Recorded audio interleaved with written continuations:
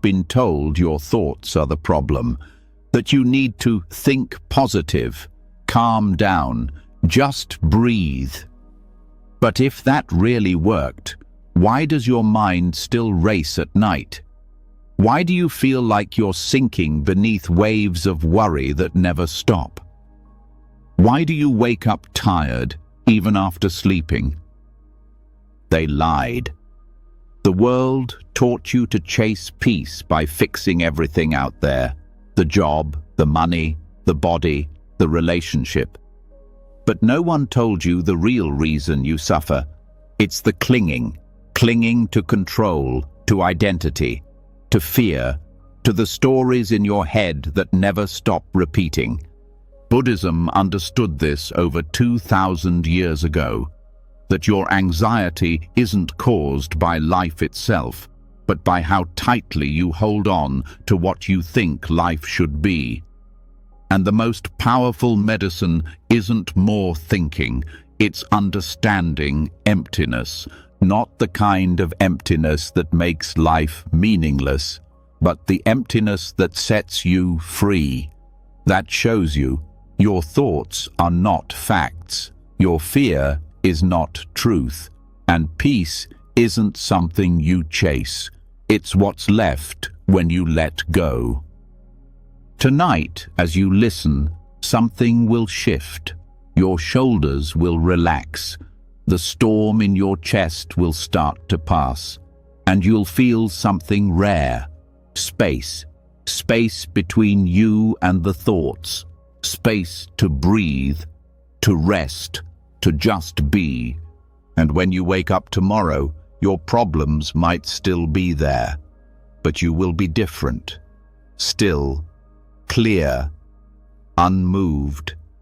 A quiet mind in a loud world. This isn't just another audio, it's a doorway, a reset, a return to yourself. Are you ready to let go? Let's begin. You've made it here because you're looking for something deeper than a quick fix. You're tired of carrying the constant weight of self-judgment, the voice in your head that criticizes even the smallest mistake, that turns silence into shame and effort into never enough. That voice has been with you so long, you might think it is you. But it's not, and you're about to learn how to let it go. There is a path that doesn't involve fighting your thoughts or pretending to be okay. It's quiet, it's gentle, and it's powerful. It's called Metta Bhavana, loving kindness meditation. And once you understand how it works, something will begin to shift inside you, not with force, not with control, but with deep, quiet compassion. The kind you've been needing for years without knowing how to give it to yourself. In most people's minds, meditation seems like something peaceful and perfect. But if you've ever sat in silence, you know it isn't always that way. What rises up first is usually not peace, but pain, regret, insecurity, guilt. The inner critic rushes in, convinced it needs to speak first. And it's loud. But loving kindness doesn't try to argue with that voice. It doesn't debate or resist. It simply speaks a different language, one of care, of warmth, of acceptance. This practice trains your mind to respond to pain the way a loving friend would, and slowly that cruel, cold voice begins to lose its power. It starts with a phrase, a whisper in your mind, not of shame, but of kindness. May I be safe, may I be happy, may I be healthy, may I live with ease. At first, these words might feel foreign, maybe even fake. You might say them with tightness in your chest, with doubt, even with anger. But that's okay. Metta doesn't require you to believe the words. It only asks you to keep saying them gently, over and over, because the act of speaking kindly to yourself is already healing, even if you can't feel it yet. Think of it like tending to a wound. You don't need to believe the bandage will work. You only need to apply it and give it time. These phrases are the bandage for the invisible wounds you've carried for far too long.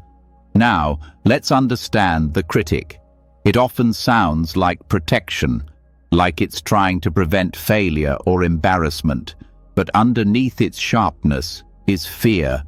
Fear of not being good enough, of being left behind, of being unlovable. The inner critic is loud because it believes that by being hard on you, it can keep you safe. But you don't need that kind of safety anymore. You need softness. You need care. You need a new voice, one that says, "I see you're trying. That's enough." This is what Metta Bhavana teaches. Not self-improvement, but self-acceptance. Not fixing, but holding. Start by sitting with your eyes closed and your breath soft. Place your hand on your heart if that feels okay. Begin to say the phrases slowly. May I be safe. May I be happy. May I be healthy. May I live with ease. Say them gently, even if they feel hollow. Each time you speak them, you are planting seeds. Some part of your mind is listening, and though you may not notice it today, the soil is shifting. There is no need to force emotion. Loving kindness doesn't require you to feel love immediately. It only asks for the intention, the willingness to care, even a little. You may feel resistance. You may hear the critic saying, "This is pointless. You don't deserve this. Who are you to wish yourself happiness?" But that's the very reason to continue, because that voice has ruled for too long. Over time, something else begins to emerge. You notice small changes, a softer edge to your thoughts, a pause before judgment, a sense that you are no longer at war with yourself. This is not magic, it's practice, and this practice deepens. Once you've spent time offering these phrases to yourself, the circle of care begins to expand, not because you're trying to be good, but because compassion, once awakened, naturally spreads. You begin to say the phrases for someone you love. May they be safe. May they be happy. May they be healthy. May they live with ease. Then someone neutral. Then someone difficult. Not to forgive their harm, but to stop holding it. To stop letting pain multiply in your own mind. But it starts, and must start, with you. Metta is especially powerful for those of us who grew up in homes where love was conditional, where affection was earned, where perfection was praised, but vulnerability was punished. That environment trains the inner critic to thrive.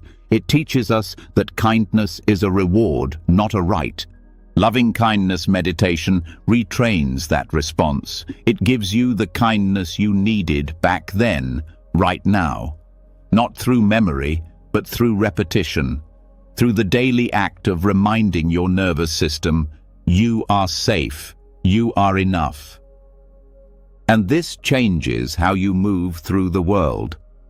You stop needing other people to give you what you can finally give to yourself. You become less reactive, less desperate for approval, less terrified of mistakes.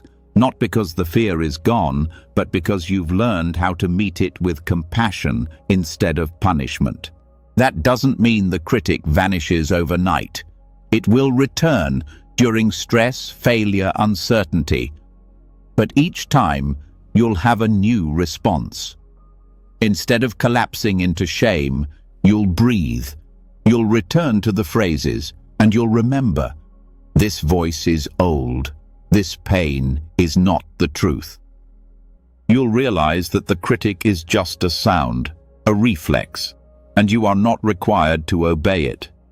Many people ask if Metta Bhavana is selfish. They wonder, how can I wish happiness for myself when the world is hurting? But here's the truth. Only those who care for themselves can truly care for others without resentment or burnout. Loving kindness begins with you, so it can move through you. You will notice this when someone disappoints you and you no longer take it so personally. When someone criticizes you and you don't crumble. When you fail at something and instead of spiraling, you say, "That was hard, and I'm still worthy." These are not small shifts. They are signs of inner freedom. In this practice, consistency matters more than intensity. 10 minutes a day is enough. You don't need candles or silence or perfection. You just need a willingness to be with yourself as you are. On some days, the words will feel warm and comforting. On others, they'll feel flat or frustrating. Keep going. The critic has had years of practice, so give yourself permission to keep practicing too. Eventually, the voice inside you changes. It becomes more like a companion than a judge. A voice that says, "You're doing your best." A voice that rests beside you when you're in pain instead of blaming you for it. This is not wishful thinking. It's the result of rewiring your attention, your emotions, and your beliefs, all through the repetition of a simple, quiet wish. There are deeper layers too. As you continue, you begin to notice the difference between your true awareness and your conditioned mind. The critic is part of the conditioned mind, built from years of judgment, culture, media, and fear. But beneath that, there's something untouched, something aware, present, calm. Metta helps you connect to that part of you, not to escape pain, but to be with it without collapsing, without clinging, without needing it to go away before you can be okay. You'll start to feel the space between the thought and the truth, between the feeling and your identity. You'll notice the critics say, "You're a failure," and you'll respond with, "That's a thought, not a fact." And that space is freedom, not dramatic, not loud, but steady, real. Over time, you begin to realize that self-compassion isn't weakness, it's resilience. The ability to sit with your own pain without turning it into a weapon, to face yourself honestly and still say, "May I be free from suffering." Not because you're perfect, but because you're human. And perhaps the most beautiful effect of all, when others are hurting, you'll be able to stay present. Because you've practiced staying present with your own suffering, you've built that muscle. And now, when someone else is drowning in their critic, you'll be the one who says, "It's okay, you're still worthy." All because you learned how to say that to yourself.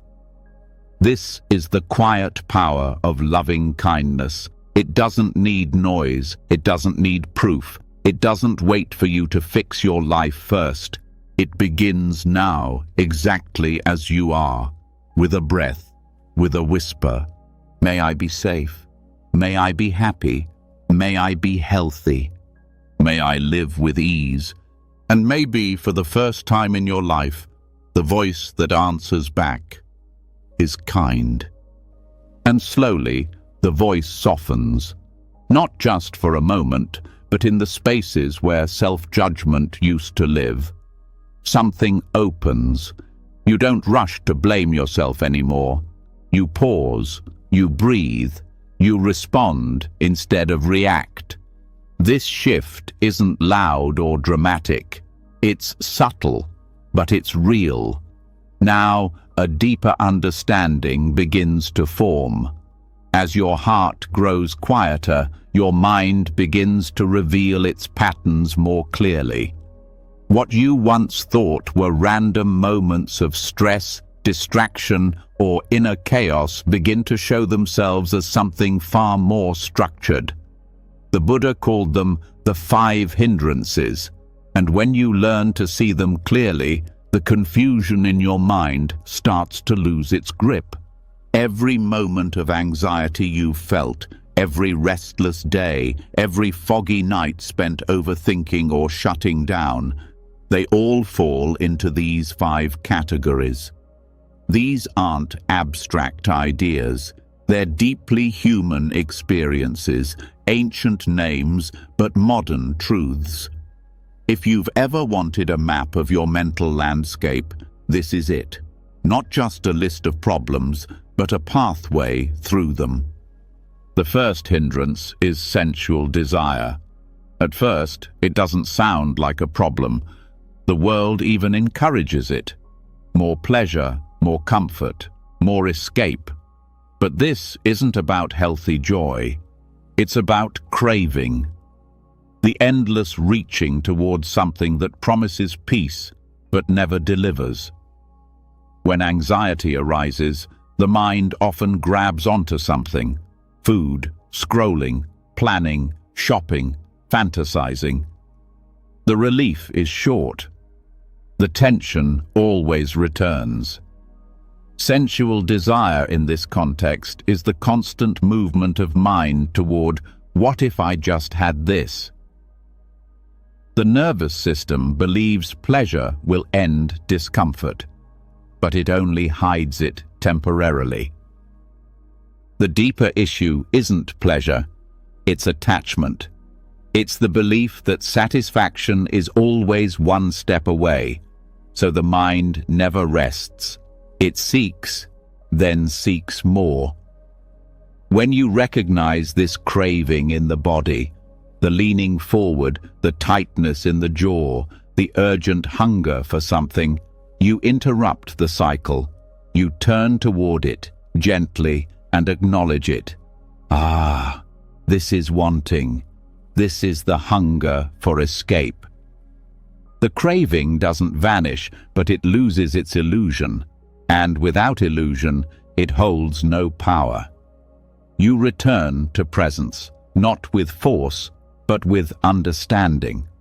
The second hindrance is ill will. This one disguises itself cleverly. It wears the mask of justice, of sharp thinking, even of self-protection. But underneath, it is the slow poison of aversion, a pushing away of what is. It can sound like anger, but it also speaks in subtle tones, irritation, resentment, harshness. Toward others, yes, but most often toward yourself.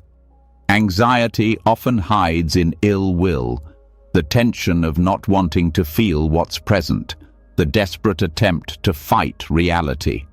You tell yourself, I shouldn't be feeling this, and the conflict grows. You turn away from discomfort, and in doing so, you give it strength. Aversion does not remove pain, it doubles it. The path through this hindrance is not pretending to like what hurts, it's softening the pushback. It's acknowledging pain without adding rejection. This is difficult. I'm not failing for feeling this. I can stay with it.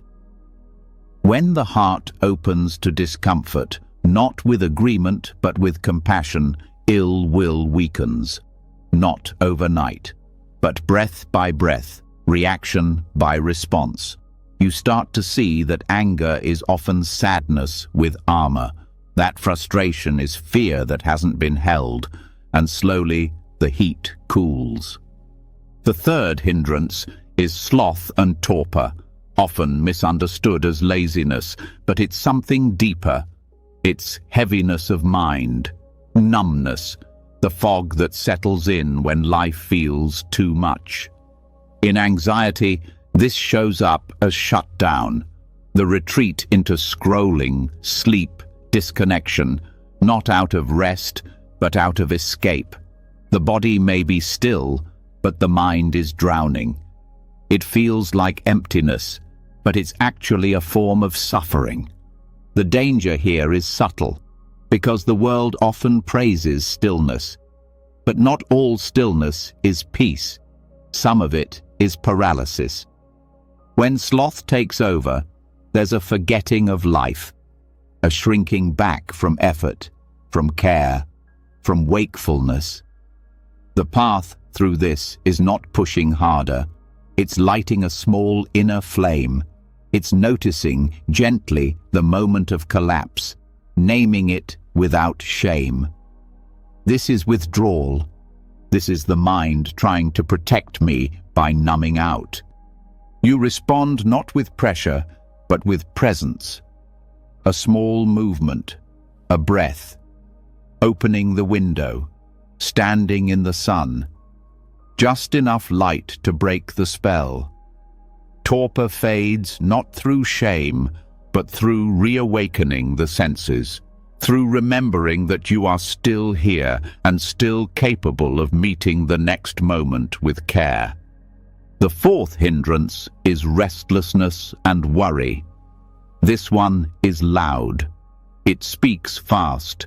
It thinks in spirals. It makes lists, then rewrites them. It checks, then checks again. It pretends to be solving problems, but underneath it is panic in disguise. In modern life, this hindrance is everywhere, in constant notifications, in productivity pressure, in the way we glorify busyness. But beneath it all, there is fear, the fear of stopping. Restlessness rises when silence begins. It fills stillness with noise. It avoids presence by creating movement, mental or physical. The body gets tight. The breath shortens. The mind runs. And what's underneath is often a sense of being unsafe in stillness. The solution is not control, it's curiosity. You begin to ask, what am I running from? What would I feel if I stopped? That question opens the door. Worry is a habit, not a helper. It feels productive, but it rarely resolves anything. It just burns energy. You interrupt it by anchoring the mind in sensation. Feet on the floor, air on the skin, sound in the room. You return to the simplicity of the moment, not because it's exciting, but because it's real. And realness is where safety begins. The fifth hindrance is doubt.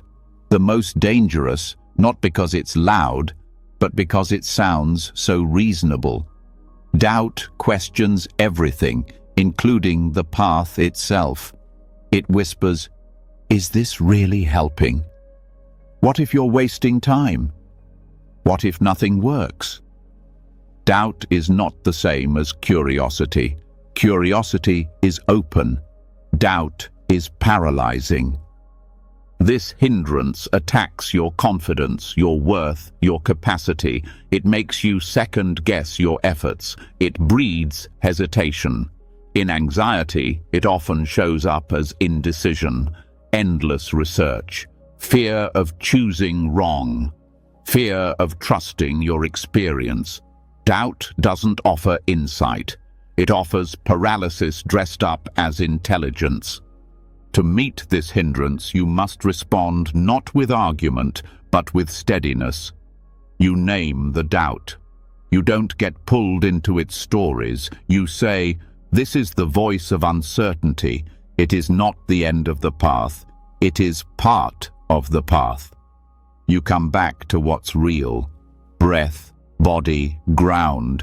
Not to fix doubt, but to move beside it, to walk forward, even when the voice says, are you sure? That is strength, not being certain, but moving anyway, with presence. All 5 hindrances are not enemies. They are teachers. They arise in every mind. They are not proof of failure. They are invitations to wake up, to notice, to return, not once, but 1,000 times. Each return builds strength. Each return makes the mind clearer. The Buddha never promised a life free from struggle. He offered a path through it, a path of seeing clearly, meeting gently and choosing wisely. The 5 hindrances are not random. They are precise. They show you exactly where you are stuck and how to unstick yourself. When you understand sensual desire, you stop chasing what never satisfies. When you understand ill will, you stop fighting what's already here. When you understand sloth, you remember your own spark. When you understand restlessness, you rediscover stillness. When you understand doubt, you reclaim your trust. And none of this is theory. It's practice. Each time you sit, breathe, and watch your mind, you are learning. You are seeing these patterns in real time, and through that seeing, you gain freedom, not by force, but by clarity. This is how anxiety begins to lose its grip, not by being fixed, but by being fully understood. Anxiety is not your enemy. It's your nervous system trying to protect you in ways it doesn't yet know how to stop. The hindrances give you a language for what's happening. They shine a light on the patterns, and once you see clearly, you are no longer trapped. This is not about becoming perfect, it's about becoming aware. And awareness is what transforms everything. When you can meet your craving with compassion, your anger with understanding, your fatigue with curiosity, your restlessness with grounding, and your doubt with patience, something shifts. You stop being overwhelmed by the mind and you start to care for it. This is the beginning of true healing, not escaping your thoughts, but holding them gently, watching them rise and knowing you don't have to follow, watching them fall and knowing you are still whole. The path is here, in the body, in the breath, in this exact moment. And with every hindrance that arises, there is an equal opportunity to return. That is the real power, not never falling, but learning how to rise again and again with kindness, with clarity, with the steady heart of someone who has stopped running. You are not broken for struggling, you are human for feeling, and you are free the moment you stop believing everything your mind says. The hindrances will visit. Let them come. Let them go, and in their coming and going, you'll discover what was never hindered, your calm, your clarity, your courage to begin again. And so, the mind becomes clearer. The shadows that once seemed overwhelming are now seen for what they are, habits, not truths. The 5 hindrances no longer control from the dark. You've seen their patterns, you've named them, and that is how they begin to dissolve. But even after that clarity, pain still comes. Thoughts still bite. Old stories still replay. The past doesn't disappear. And in those moments, it's easy to fall back, to resist, to wish the pain away. But there's another way. One that doesn't fight or flee, one that doesn't push the pain down, but meets it fully. This next teaching isn't soft. It's not comfortable. But it's one of the most powerful teachings the Buddha ever gave. And it holds the key to a deeper kind of peace. This teaching is known as the simile of the saw. The Buddha once told his monks, even if bandits were to capture you and saw through your limbs with a 2-handled saw, if you gave rise to anger, even then, you would not be following my teaching. It wasn't a metaphor meant to shock. It was meant to wake something up, a truth that most of us never get taught. True freedom isn't found in controlling what happens to you. It's found in not letting it control your heart. Mental suffering often feels like being attacked from within, not by others, but by thoughts, by memories, by the echo of voices that said you weren't enough. The cutting doesn't come from outside, it comes from inside the mind, and every time we retaliate against our own pain, we make the wound deeper. The simile of the saw is not about being passive, it's not about tolerating harm, it's about recognizing the most important choice we have, not whether suffering arises, but whether we turn it into more suffering. When we meet pain with resistance, we feed it. When we meet it with hatred, we let it shape us. But when we meet it with radical acceptance, we break the cycle. Acceptance doesn't mean approval, it doesn't mean giving up. It means this. Right now, this is what's here. I don't have to like it, but I will not add to it. That is strength. That is power. And it's a skill you can train, one moment at a time. Mental pain takes many forms. Sometimes it's a voice that says you're a failure. Sometimes it's a surge of shame after a small mistake. Sometimes it's grief that never got to finish. These experiences cut deep, and the reflex is to fight, to shut them down, argue with them, distract yourself, escape. But the fight keeps the wound open. When pain arises, the first step is to pause, to notice what the mind is doing. Is it attacking? Is it defending? Is it trying to numb out? That pause is not weakness, it's awareness, and awareness is what creates choice. In that space, you begin to notice that the pain is not personal. It may feel personal. It may wear your voice, your memories, your history, but it is not who you are. It is something arising in awareness. It is a wave. You are the ocean. This is not spiritual bypassing. This is not pretending things are okay when they're not. This is meeting what's true without letting it steal your peace. Sometimes, mental suffering comes as repeated thoughts, over and over, the same sentence, the same fear, the same regret. Like a saw going back and forth. Each time it returns, it stings. You start to believe the only solution is to silence it. But thought suppression never works. It just moves the pain into deeper layers of the mind. The simile of the saw offers a different approach. Let the thought come, let the pain rise, but do not let it take your kindness with it. This might sound impossible, but it is something that becomes real through practice.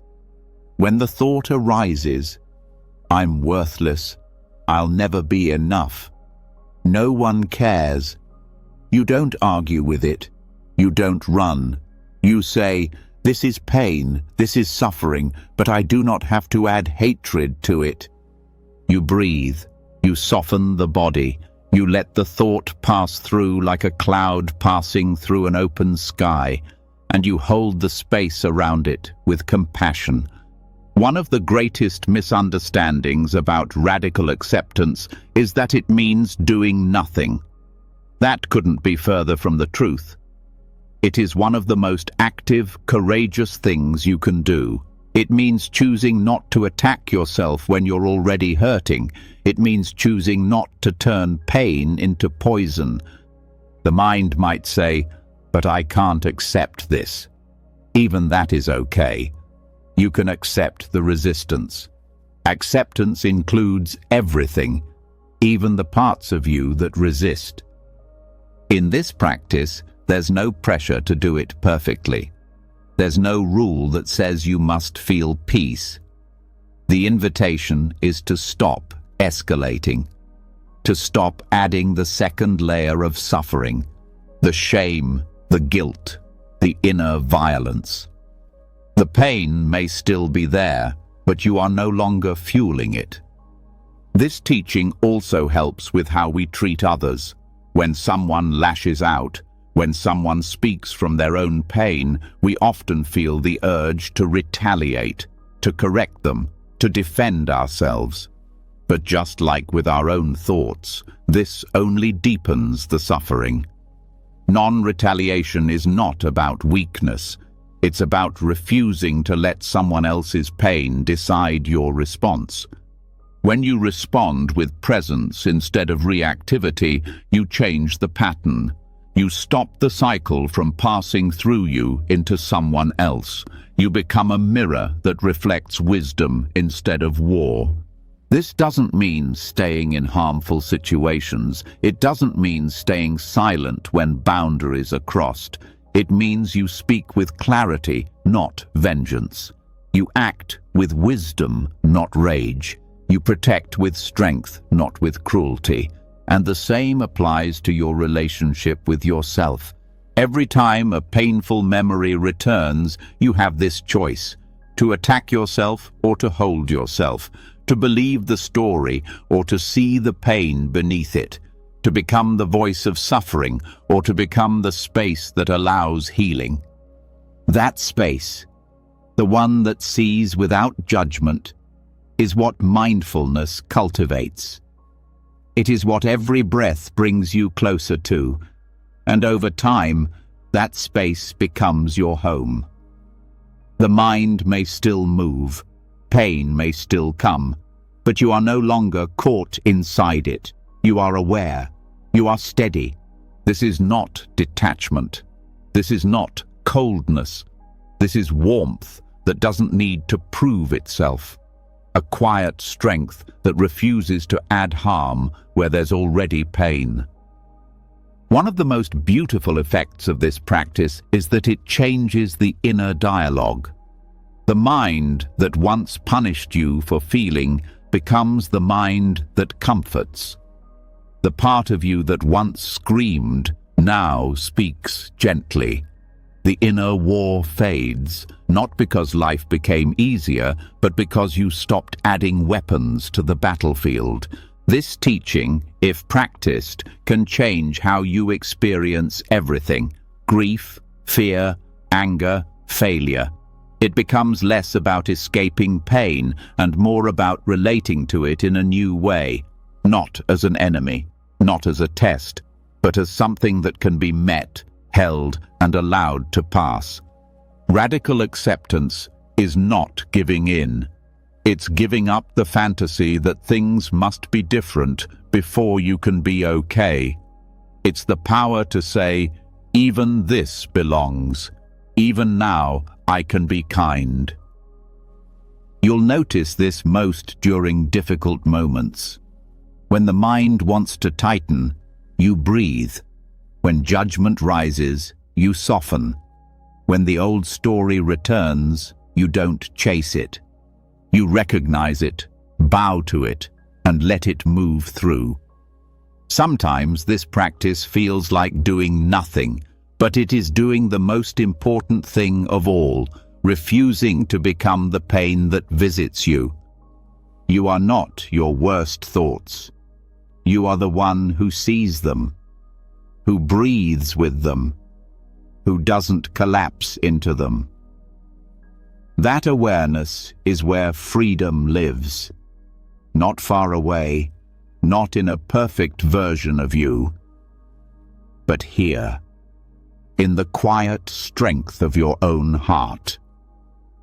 The Buddha's simile wasn't about physical violence. It was about how we meet life. Life will cut, thoughts will sting, people will misunderstand, but your mind does not have to burn. There is a kind of peace that is unshakable, not because it avoids life, but because it embraces life fully. And that peace begins every time you choose presence over punishment. This is not a one-time decision. It is a path, a practice, and each moment you choose it, something inside you changes. You become the kind of person who doesn't turn away from pain, your own or anyone else's, not because you enjoy it, but because you know you can face it. This is what it means to walk the middle path, to stay close to what hurts without turning it into harm, to hold yourself through the storm, to say, without words, I am still here, I will not run, I will not fight, I will stay. And in that staying, you discover something the pain could never touch. Stillness, courage, compassion that does not shake. And from that place, the next moment arrives, not as a problem to fix, but as a part of life to meet with open eyes and a steady heart. This is the way, not away from suffering, but through it. Not by fighting it, but by no longer letting it define you. And the more you walk this path, the more you remember. You were never broken, only waiting to come home. And then there is a silence deeper than quiet, the kind that doesn't come from shutting out the world, but from no longer reacting to it. You feel it after you've stopped resisting your own pain, after you've chosen not to fight the thoughts that once ruled you. That inner stillness doesn't need conditions. It doesn't depend on fixing or changing anything. It simply reveals itself when the inner storm settles. But how do you stay there? How do you remain grounded when life starts moving again? How do you keep the calm without gripping it, without turning peace into another goal? The answer is more intimate than any belief and more immediate than any philosophy. It begins with the breath, not the one you control, but the one that's always been breathing you. There is a practice, simple on the surface, yet endlessly deep. Anapanasati, mindfulness of breathing. It's not about deep breathing or making your breath perfect.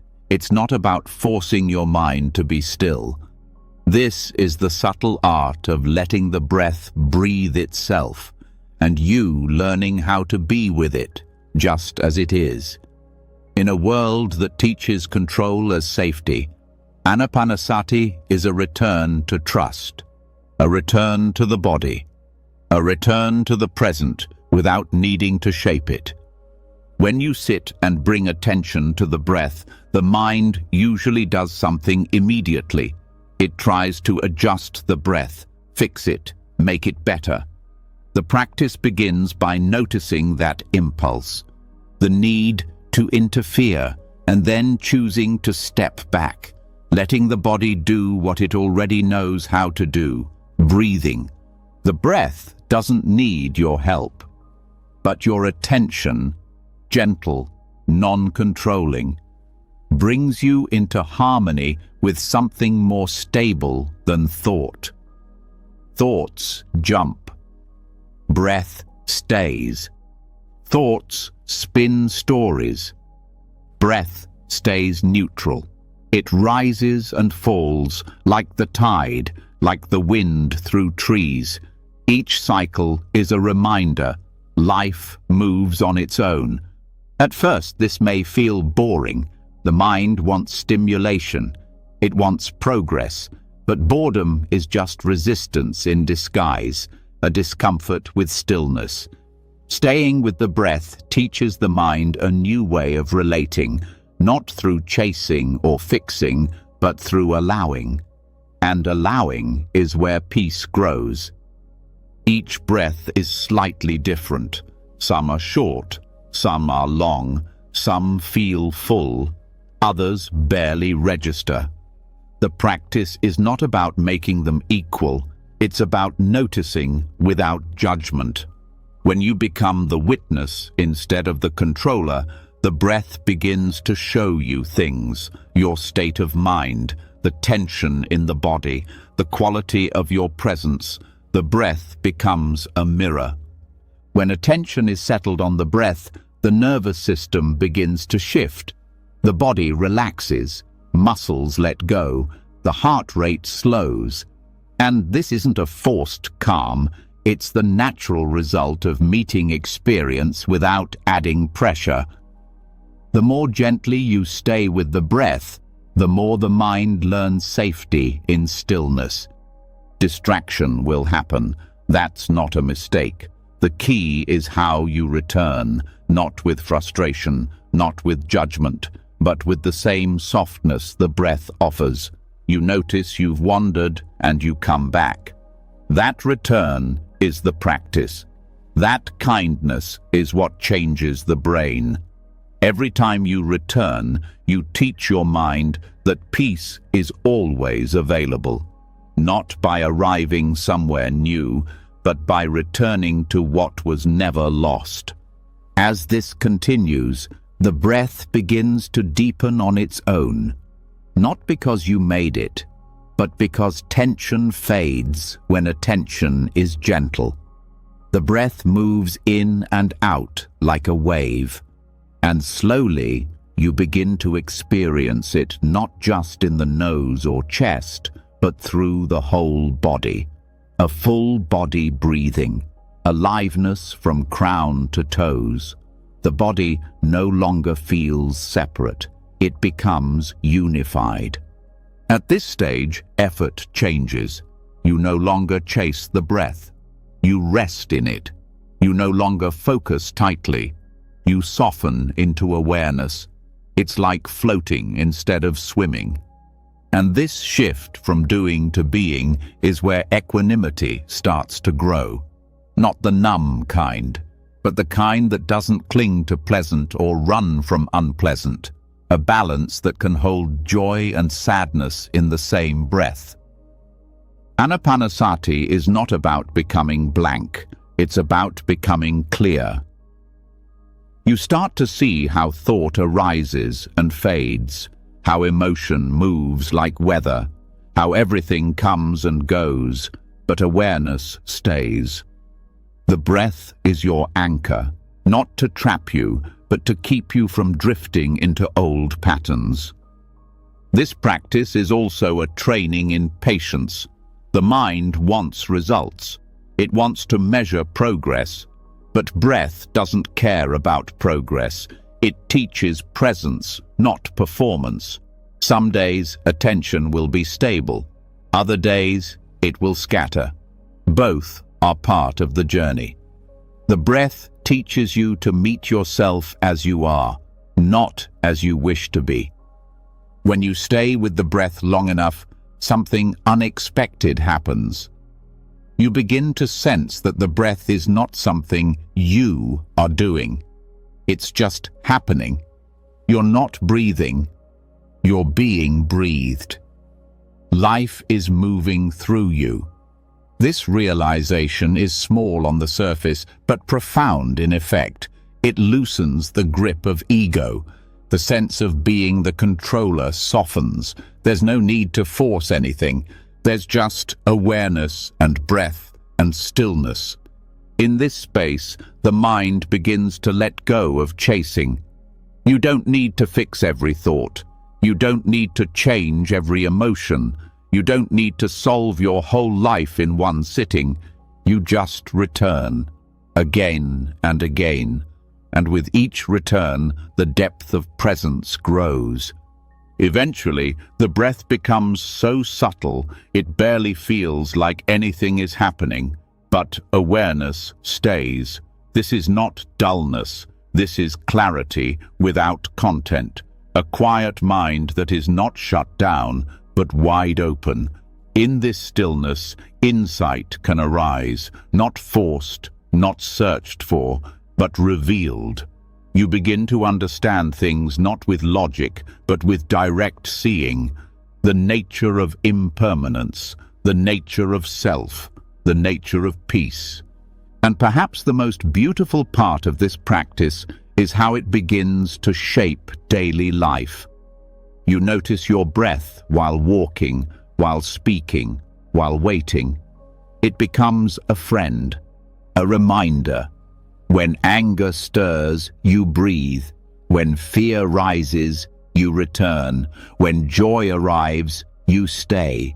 The breath is always there, steady, quiet, offering a way back. Anapanasati also opens the door to deep emotional healing. When grief surfaces, the breath is a place to rest. When shame rises, the breath is a space that doesn't judge. The breath holds all of you. It doesn't require you to be calm to return to it. It meets you where you are every time. There's no finish line here, no final breath that completes the journey. It is a path of deepening, not arriving, and every moment is a new beginning, a new chance to stay, to soften, to open. Some teachings say that watching the breath leads to joy, then tranquility, then stillness, then insight. But these are not steps to chase. They are experiences that unfold naturally when effort dissolves, when control softens into trust, when attention becomes gentle enough to hold even the subtlest experience without fear. This is what the breath teaches. Not just how to be calm, but how to be free. Free from the need to escape the moment. Free from the belief that peace is somewhere else. Free from the habit of pushing, pulling, grasping. When you let the breath breathe you, you stop trying to manage life. You begin to experience it directly, without filters, without resistance. Just the rise, the fall, the quiet space in between. In that space, something timeless opens, a stillness that doesn't belong to you, but includes you. A peace that cannot be owned, but can be lived. And in that peace, you remember who you are beneath all the stories. Aware, present, unshaken. No thought can give you this. No achievement can match this. It is the gift that breath brings every moment, if you're willing to stop reaching and simply receive. This is the subtle art, the great undoing. Not doing more, but doing less, until only presence remains, and in that presence there is nothing missing, nothing to fix, only this breath and the next. And it is enough. And so the breath becomes home, a place where nothing needs to be added or removed, where presence lives without needing perfection, where stillness no longer feels like emptiness, but something full and deeply alive. But beneath that calm surface, something subtle remains, a tension that's harder to name. Even when the body is relaxed and the breath flows easily, there is often a hidden pull, a sense of self needing to defend, compare, protect, or prove something. This layer doesn't always speak loudly. It sits in the background. It shapes thoughts and colors emotions. It drives anxiety in ways that feel normal, yet deeply unsettling. This is where the teachings on the fetters begin to make sense. The fetters, according to the Buddha, are not chains around your feet. They're the inner bonds that keep the mind tied to suffering. They're not physical, but their impact is real. They influence how you see yourself, how you relate to the world, and how you respond to the unknown. Understanding them doesn't just explain your anxiety. It shows you how to release it at the root. The first is the belief in a fixed self. This isn't just philosophical. It affects how you respond to failure, to rejection, to uncertainty. When you hold tightly to an idea of who you are, smart, successful, strong, spiritual, anything that threatens that identity becomes a source of fear. Even small setbacks feel personal.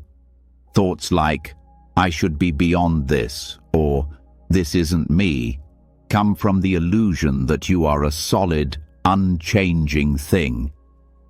But when that belief softens, experience becomes lighter. Pain is still pain, but it's no longer yours. It's just what's passing through. The second is doubt. Not the open curiosity kind, but the paralyzing kind. The kind that tells you to stop trying, that whispers you're not doing it right, that questions the practice, the path, your own worth. This isn't healthy skepticism. It's the mind trying to stay in control by never committing. Doubt creates anxiety by feeding endless loops of uncertainty. It keeps the heart half closed. The way through is not to argue with doubt, but to move anyway, to practice even when unsure, to stay when the mind says flee. Trust isn't a feeling, it's a direction. Next is attachment to rites and rituals. This doesn't mean ceremonies are bad. It points to the mind's habit of thinking peace can only come from doing things a certain way. It's the voice that says, "I didn't meditate perfectly today, so it doesn't count," or "I missed a day, now I've failed." This attachment turns practice into pressure. It turns freedom into performance. But liberation doesn't depend on appearances.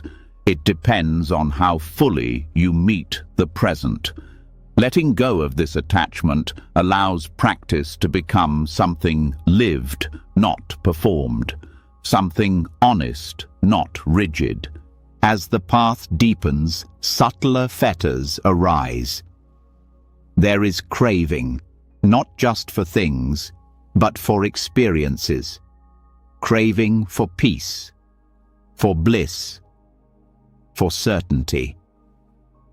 The mind tries to recreate the last moment of stillness, and in doing so, leaves the present.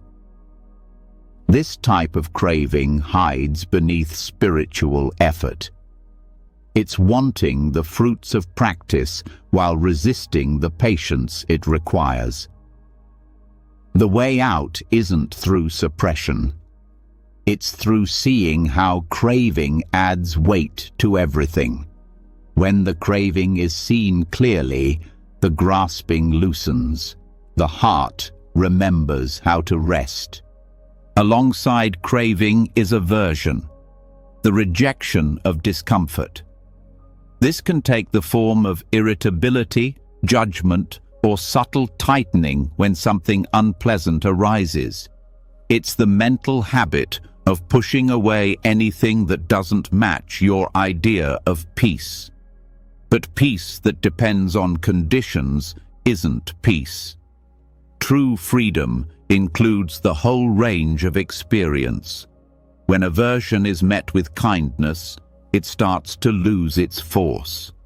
It no longer needs to be believed.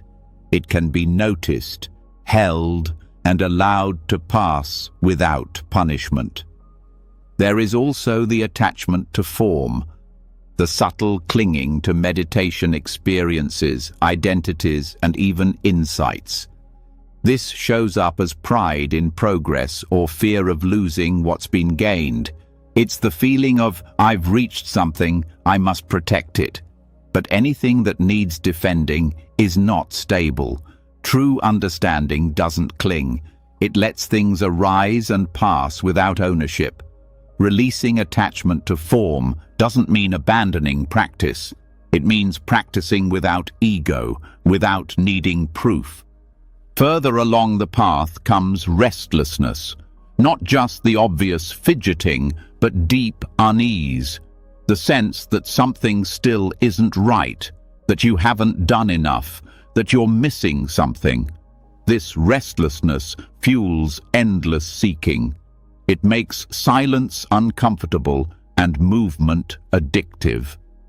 But when you stop chasing, restlessness reveals its root, the discomfort with simply being.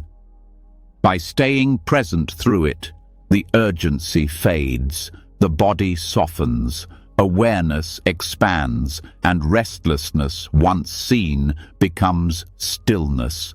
Then comes conceit, not arrogance, but comparison, the constant measuring of yourself against others.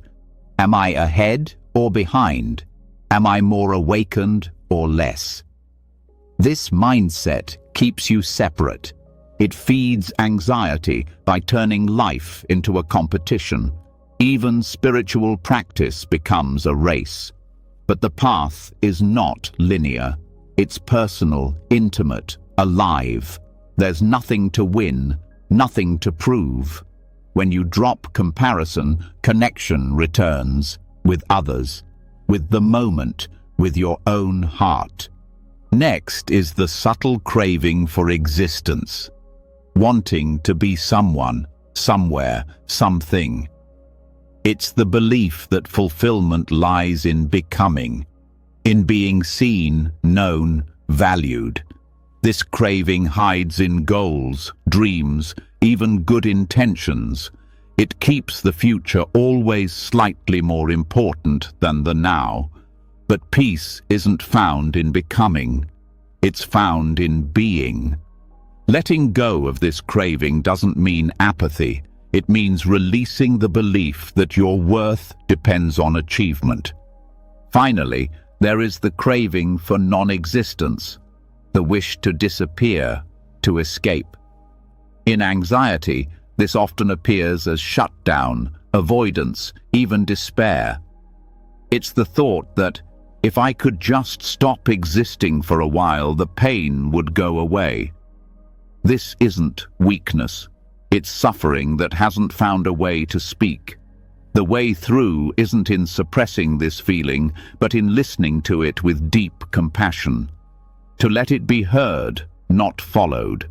Healing begins not by erasing the pain, but by refusing to believe it means you're broken. The fetters are not foreign. They are familiar. They shape the internal world of almost every anxious thought, every rigid belief, every attempt to fix what was never wrong. They keep you spinning in patterns that feel like safety, but are really avoidance. Understanding them brings clarity. Seeing how they work gives you space. And that space is where freedom lives. What's powerful about this teaching is that it's not just a theory. It's a map. A way to name what's been confusing. A way to recognize that what you're feeling is part of a shared human struggle. That your anxiety is not a personal failure, but a universal experience seen clearly by the Buddha thousands of years ago. And just as the fetters are shared, so is the path that frees you from them. Each moment of mindfulness loosens their grip. Every time you return to presence instead of spiraling into thought, one strand weakens. Every breath taken without judgment, every feeling met without reaction, every day lived without the need to prove anything. It all adds up. This is not perfection. It's process. It's not sudden. It's gradual, but it's real. And with every step, identity becomes lighter. Fear becomes less defining. The self becomes less of a cage. Not because it's erased, but because it's no longer clung to. You stop needing to be a fixed thing. You become more like the breath, present, changing, free. This freedom doesn't mean you no longer feel. It means you no longer fight your feelings. You allow experience to rise and fall. You allow joy without needing to hold it. You allow pain without needing to fix it. You meet life with a heart that is steady, open, awake. And as each fetter breaks, the mind becomes more quiet. Not because nothing's happening, but because nothing needs to be controlled. The anxiety that once felt like a storm becomes a passing wind. The fear that once felt like identity becomes a signal, seen, understood, not obeyed. This is what liberation means. Not floating above life, but meeting life without clinging. walking with presence, breathing without fear, being without needing to become. And it all begins here, not in some distant future, but in the willingness to see clearly, to let go slowly, and to live gently. There is no rush. There is no race. There is only now. And in now, you are already enough, already on the path, already unfolding, breath by breath, fetter by fetter, thought by thought, unbound. And when the mind loosens its grip on identity, when you are no longer shaped by the urge to be someone or to disappear completely, something else rises from the silence. You start to see clearly how temporary everything truly is. Not just the thoughts and emotions, but the body, the people around you, your roles, your stories, all of it. This isn't a sad realization, it's a doorway. The things you clung to so tightly begin to feel lighter. You see that fear was rooted not just in needing control, but in denying one simple fact. Everything changes, and one day, everything ends. And yet, this ending is not a punishment. It's a teacher. Perhaps the most honest one we'll ever meet. Buddhist cemetery contemplations, known as Maranasati practices, were not created to disturb or shock. They weren't meant to make life feel bleak or empty. They were designed to wake the heart, to point directly at the truth that most of us quietly avoid every day, that we are going to die, that everyone we know will die, that this life, in all its intensity and noise, will pass, not someday, but definitely. And this truth, when turned toward with full attention, holds a strange kind of peace. Anxiety feeds on the illusion of control. It loops around what might happen, what must be prevented, what should be held together. But death is the ultimate end to control, and because of that, death contemplation breaks the illusion. It doesn't take your fear and try to comfort it. It walks straight into fear's house and turns on the light. In early Buddhist tradition, monks were instructed to meditate in charnel grounds, places where the dead were placed in the open air. They would sit with corpses in various stages of decay, not as an act of morbid fascination, but to study the truth of impermanence directly, to see clearly what the body becomes, and to understand this, too, is what I will become. Each stage was contemplated: the bloated body, the discolored skin, the body picked apart by animals, the bones scattered, the bones bleached by the sun, the bones turning to dust. And the phrase they repeated was, "This body of mine is of the same nature. It will be like that. It cannot escape it." Not in despair, but with clarity. This practice was not only about death, it was about seeing through delusion. The delusion that the body will always serve you, that youth is permanent, that health is guaranteed. When you see through this, priorities shift. You stop wasting time on shallow things. You speak more honestly. You let go of comparisons. You live more fully, not in denial of death, but because of it. Anxiety often arises from fear of loss. But when you accept that loss is already built into the nature of things, the mind starts to let go. Not in numbness, not in hopelessness, in freedom. When you no longer expect life to give you permanence, you stop suffering when it doesn't. Cemetery contemplation helps soften the grip on self-image. The endless tension to look a certain way, maintain appearances, preserve status. When you realize this body will rot and vanish, the need to impress loses power. It's not about giving up on care or dignity. It's about shifting your attention to what truly matters: connection, honesty, presence. Some people fear that thinking about death will lead to anxiety, but running from death quietly feeds it. Death doesn't cause fear, denial does. When you bring death into awareness gently, something unexpected happens. The mind begins to settle, because now it's living in reality, and reality is less frightening than pretending. When you sit with the truth of death, the small things stop owning you. The petty arguments, the status games, the obsessive planning, they lose their weight. Death reveals what's real, what's worth your energy, what's worth your attention. You stop rushing toward the future and start listening to the moment. There is also compassion in this practice. When you reflect on your own death, it becomes easier to forgive others, to understand that they too are temporary, that the person who wronged you, who triggered you, who disappointed you, they will die, just like you. And suddenly, the anger doesn't seem so necessary. You stop needing revenge. You stop needing to win. You begin to let go.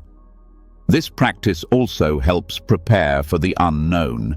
The mind wants certainty, but death is the one thing no one escapes and no one fully understands. By turning toward it, you begin to build a relationship with uncertainty. You train yourself to rest in not knowing, and that skill changes everything, because every anxious thought is a protest against uncertainty. But if you've learned to sit with death, you've learned to sit with life exactly as it is. There are gentle ways to practice cemetery contemplation without sitting in a charnel ground. You can reflect each day. This body will age, weaken, and die. It cannot be otherwise. You can walk through a cemetery, not to mourn, but to remember. You can look in the mirror and see your body not as something to fix, but as something passing, and therefore precious. You can sit quietly and feel your breath, knowing that one day it will stop. These reflections are not about sadness. They are about intimacy with truth. They strip away distraction. They help you see what's beneath the habits, the roles, the fears, what's left when all the pretending ends, and often what's left is love. Because when you realize time is short, you love better. You say what you mean. You reach out first.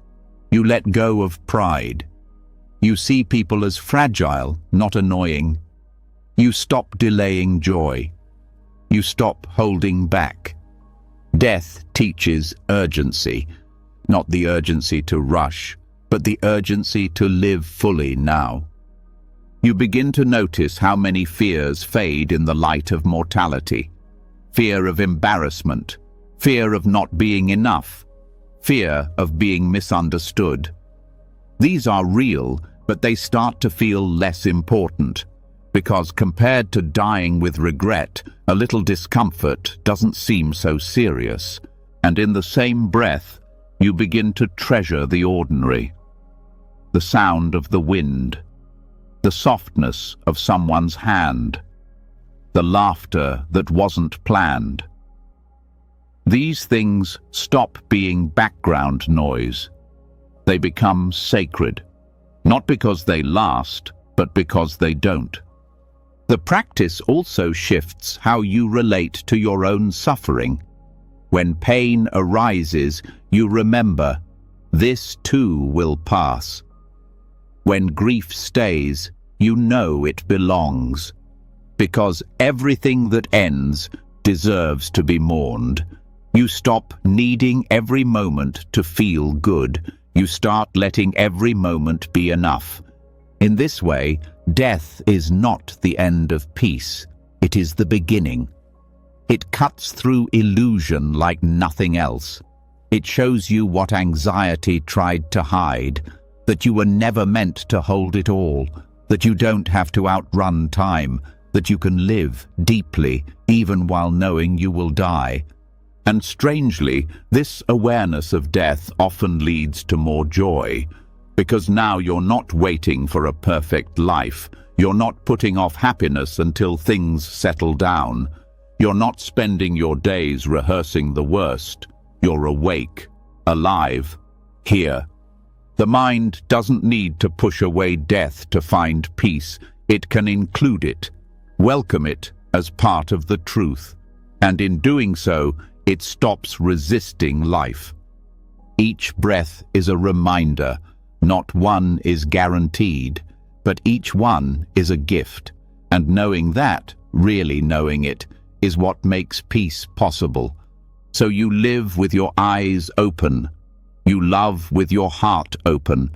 You walk this life not trying to escape the end, but letting the end give meaning to each step. And when you do this, the fear begins to loosen. The anxiety begins to fall quiet. Not because the unknown is gone, but because you've stopped pretending you're supposed to control it. This is what the cemetery teaches. Not despair, not fear, but honesty.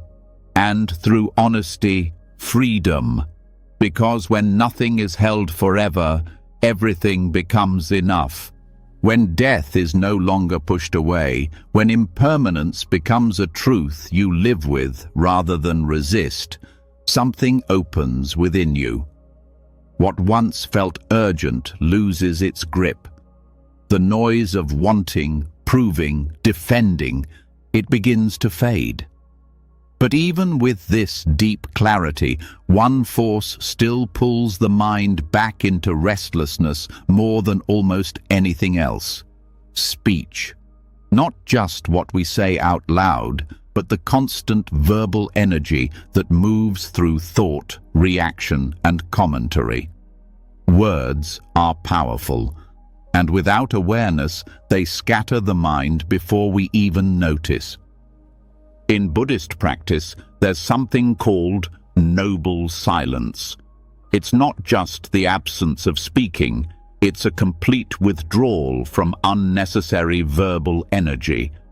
A conscious step into stillness where speech no longer leads the mind, and the mind no longer depends on expression to feel real. This kind of silence doesn't suppress, it clarifies.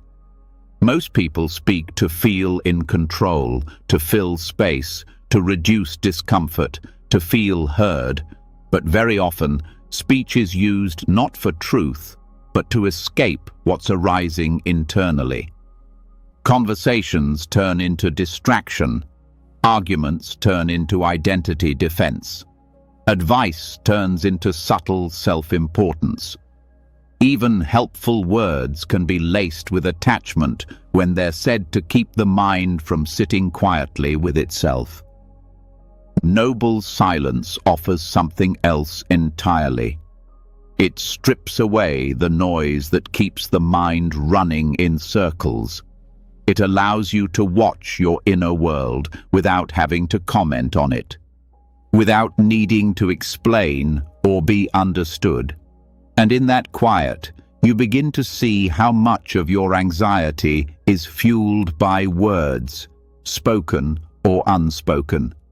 You don't need to live in a monastery to practice noble silence. It begins with awareness. You start noticing how often you speak out of habit, how quickly you rush to respond, how often you fill space with commentary that doesn't need to be said. You begin to listen more, to pause before speaking, to feel the impulse to speak and choose restraint, not out of repression, but out of wisdom. When silence becomes intentional, you start to notice how speech shapes thought, how even the act of preparing to speak creates tension in the body. The mind anticipates, plans, rehearses, defends. These micro movements of inner speech keep the nervous system slightly activated all day long. Noble silence interrupts this loop. It gives the mind permission to stop building its identity through words. There's a profound stillness that arises when you stop explaining yourself, when you stop responding just to be seen, when you allow experience to be what it is, without comment or conclusion. This doesn't make you distant. It makes you present. The less you speak, the more you hear, not just externally, but internally. You start to hear what's underneath the noise, the layers of feeling, the quiet signals, the subtle truths that are drowned out by constant speech. In silence, mental clarity becomes possible. Thoughts slow down. You begin to recognize patterns. You see how much of what you say is based on anxiety, filling space so others won't feel uncomfortable, or so you won't feel invisible.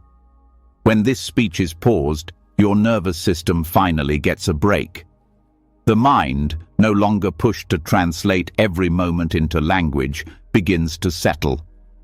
This doesn't mean becoming mute. It means becoming wise. You speak when it's helpful, when it's necessary, when it brings connection or clarity. But you no longer feel the need to fill every space. You stop fearing silence in a conversation. You stop explaining your emotions before you've even understood them. You stop talking to prove you belong. Practicing verbal restraint helps cultivate presence. Every word becomes a choice. You learn to speak slowly, not to be dramatic, but to be intentional. You become aware of the energy behind your words. Are you speaking from fear, from impatience, from a need to be praised, or from clarity, care, truth? This level of attention to speech trains the mind to observe before it reacts, to respond from stillness rather than speed.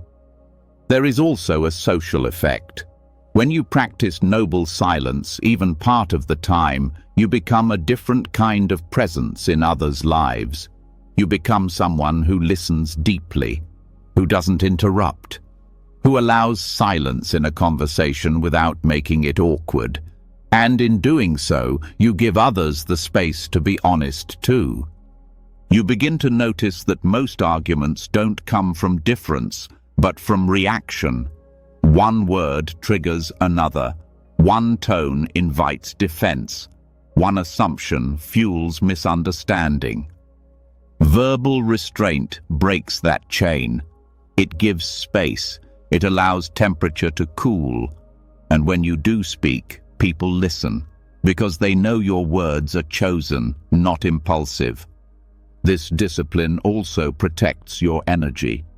So much exhaustion comes from unnecessary speech, from performing, from retelling your stress all day, from over-explaining your feelings, from defending decisions that need no defense. Verbal restraint teaches you to trust the quiet, that not every thought must be said, that not every emotion must be explained to be valid. Over time, silence begins to feel safe, not empty, not lonely, but sacred. You learn to rest inside it, not as a way to hide, but as a way to return. The inner commentary begins to slow, the narrative softens. You become more aware of direct experience, sound, sensation, breath, space. Awareness stops running and starts resting. You may notice how the urge to speak comes with anxiety, a quickening of thought, a tightening in the chest, a rush of emotion. When you see this, you can pause, not to hold back your truth, but to make sure it's spoken with clarity, not urgency. Speech is a tool. Noble silence teaches you when to use it and when to put it down. Even in meditation, the mind uses speech. silent monologues, internal judgments, imaginary conversations. These are all forms of inner speech. Restraint doesn't mean suppression, it means noticing the momentum and gently stepping back, choosing not to follow, resting in the gap between thought and word. That gap is where insight lives. As silence deepens, so does self-awareness. You see how much of your identity is wrapped in language, the way you describe yourself, the stories you tell, the roles you perform. When this language slows, you begin to see yourself more clearly, not as a story, but as awareness itself, simple, unnamed, at peace. You may also notice how speech inflates the sense of self, how saying my opinion, my success, my problem keeps reinforcing a narrative that feeds anxiety.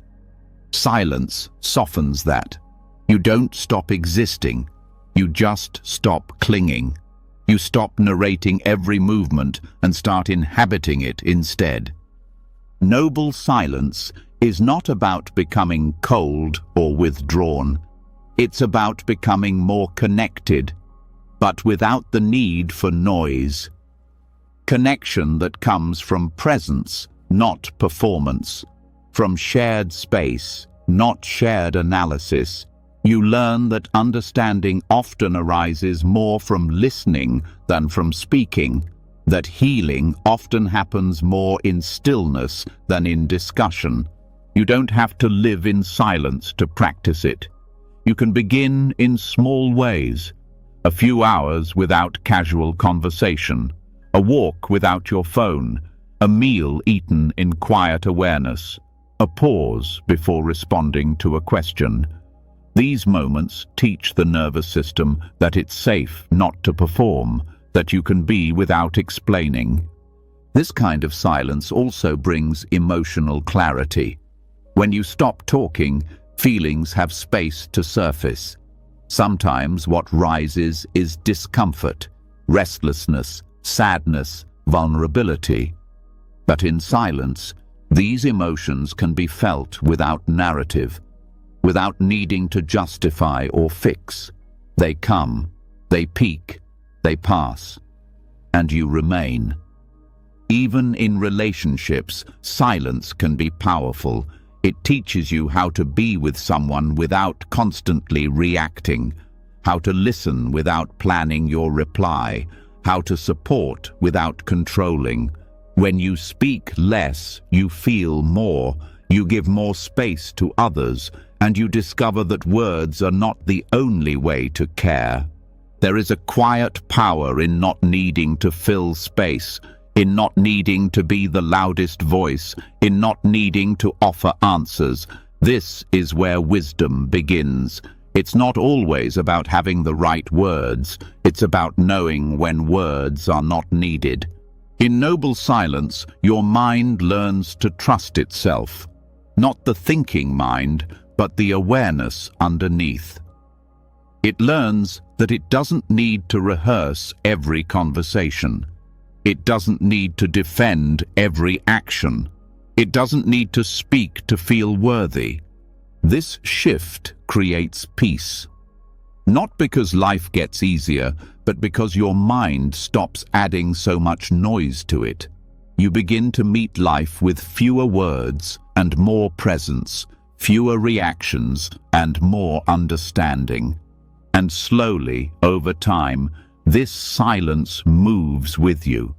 It stays behind your words when you speak. It holds your awareness when you listen. It becomes a quiet foundation, steady and clear. The world around you may stay noisy, but inside you've found something different. A silence that is not empty, but full of life. A quiet that is not lonely, but deeply connected. A mind that no longer needs to speak to be free. When words no longer race ahead of experience, when silence becomes a space rather than a gap to fill, the mind slows down in a way that is not dull but alive. Speech no longer drags the mind in 10 directions, and something deeper begins to come into focus. Even without speaking, thought still moves. Even when silent, the mind continues to produce reactions, judgments, stories. The question becomes, where do these thoughts begin? What sets them in motion? And why do they seem to lead again and again into stress, worry, fear? The Buddha described a map, a cycle, a chain of events that gives birth to all forms of suffering. It is not random, it unfolds in a precise sequence. One link triggers the next, feeding a loop that runs beneath awareness. This is dependent origination. It shows not just what suffering is, but how it forms, how it builds, and how to interrupt it. It begins not with thought, but with ignorance. Not ignorance as stupidity, but as a lack of clear seeing. Ignorance here means not knowing things as they really are. Not seeing impermanence, not recognizing the absence of a fixed self, not understanding that everything is arising from conditions. With this not knowing, the mind begins to construct a world based on misunderstanding. From ignorance comes formations, mental habits, emotional tendencies, impulses shaped by past actions. These are the patterns that operate without conscious intention. They're the leanings of the mind toward worry, toward control, toward resistance. Formations move quickly and quietly. They form the background of personality, of habits, of reactions that feel automatic. Then comes consciousness, the awareness that arises based on these formations. It's not general awareness, but a specific, conditioned consciousness shaped by what has come before. If the formations are based in fear, consciousness meets the world already colored by anxiety. What is noticed, what is missed, what is emphasized, all of it is influenced by what consciousness is primed to find. Next is name and form, the mental and physical components of experience. This is how the mind divides the world. Feelings, perceptions, intentions, the body itself, all given names, labels, categories. This structuring creates the sense of a solid self inside a solid world. But it's all based on process, not permanence. Still, once this structure is built, everything that follows builds upon it. Then the 6 sense bases arise: the eyes, ears, nose, tongue, body, and mind. These are the gateways through which the world enters.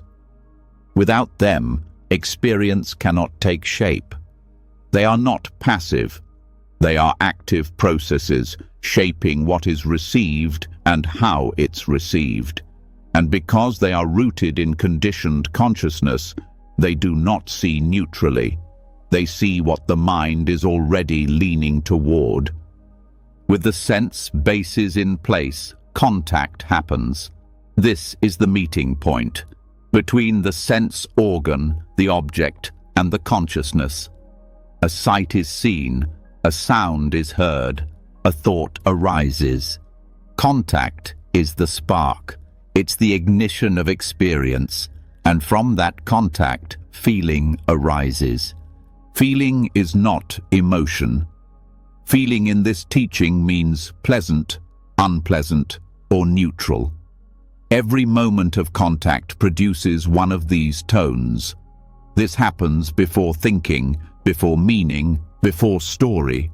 It's immediate, and this simple tone becomes the seed of craving. If the feeling is pleasant, craving reaches out. If unpleasant, craving tries to push away.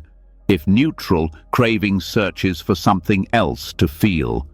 Craving is not just wanting, It is the desire to control experience, to hold on to what feels good, to avoid what feels bad, to fill the space when nothing feels like enough. Craving feeds restlessness. It creates the hunger that keeps the mind moving. From craving comes clinging, the moment when desire becomes attachment, not just wanting, but needing. Clinging attaches to ideas, people, outcomes, roles. It turns passing sensations into identity. Clinging takes the thought, "I feel anxious," and turns it into, "I am anxious." This tightens the sense of self and makes suffering feel personal and permanent. Clinging leads to becoming, the formation of a particular state of mind or way of being. This is where identity solidifies. You don't just feel fear, you become the fearful one. You don't just experience thought, you become the thinker. Becoming is the internal build-up of momentum, setting the conditions for future experience. And that leads to birth. In this context, birth doesn't only mean physical birth. It means the birth of selfhood in a specific form, the arising of a new mental world, a new role, a new fixation. Each moment of becoming gives rise to a sense of self being reborn again and again, not just across lifetimes, but across hours and days. Each new worry is a new birth of the anxious self. Each argument is the birth of the angry self. Each grasping thought is a whole identity being constructed again. And with birth comes aging and death, not just physically, but the inevitable passing away of every state we've clung to. What is born must dissolve. What is held must be lost. This is where sorrow arises, not because loss is wrong, but because it is resisted. The cycle completes, only to begin again. And anxiety is the tension created by living inside this loop without seeing it. Each link conditions the next, and the loop moves fast. A single moment of discomfort spirals through the whole chain before there's time to notice. But once it's seen, even a small break in the chain creates space, and that space changes everything. Awareness breaks the chain. When ignorance is replaced with understanding, the loop doesn't complete. When feeling is noticed without reaction, craving doesn't follow. When craving arises and is met with mindfulness, clinging softens. When clinging loosens, becoming slows. When becoming slows, identity becomes fluid, and in that fluidity, suffering loses its foundation.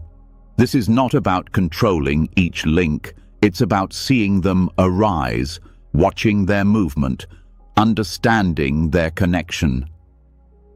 You start to catch moments earlier, before the full narrative forms, before the emotions solidify. You notice that craving has already started to reach. You pause, you stay, you feel the pull, but you don't follow it. And in that refusal to follow, the chain weakens. You begin to experience life as unfolding conditions, not as fixed events.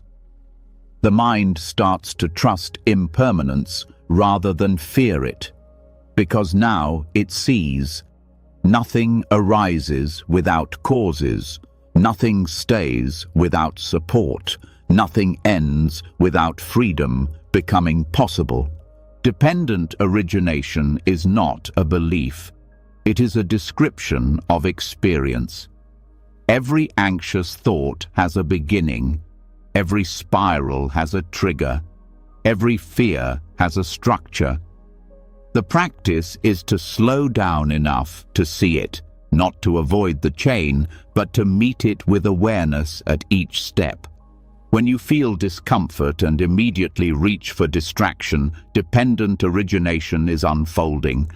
When you sense judgment rising and notice the urge to defend yourself, the cycle is in motion. When you feel tired and begin to create stories of failure, the pattern is moving. But if you pause, feel, observe, you create a break. That break is the space where suffering ends. This teaching also shifts your view of self. You see that you are not a solid thing moving through time, but a constantly recreating process. You are not the fixed thinker of anxious thoughts. You are the unfolding of conditions, and when the conditions change, the experience changes. This insight softens identity, and that softening reduces fear. Because what fears death the most is the self that believes it is permanent. What fears uncertainty the most is the self that believes it must stay in control. But when self is seen as a process, fear loses its foundation, not because you become numb, but because you become wise. Dependent origination helps you stop blaming yourself for your suffering. It replaces shame with understanding. You see the pattern, not the failure. You see the process, not the flaw. And this shift turns judgment into curiosity. It makes the inner world a place of exploration, not condemnation. This teaching also brings compassion. When you see how suffering forms, you stop taking others' reactions personally. You recognize the same cycle in them. You hear someone speak harshly, and you see the clinging beneath it. You feel someone pull away, and you see the fear of loss driving them. This doesn't excuse harm, but it helps you respond with care rather than resentment. The teaching of dependent origination brings humility. You realize how much of your behavior has been automatic, how much of your reaction has been inherited. And instead of collapsing into guilt, you begin to step into responsibility, the kind that starts with seeing clearly and ends with choosing wisely. You start interrupting the cycle where you can. You feel tension and choose breath instead of distraction. You notice craving and choose presence over grasping. You sense clinging and let the feeling pass without naming it. These moments are small, but they build. Each one weakens the loop. Each one opens the heart.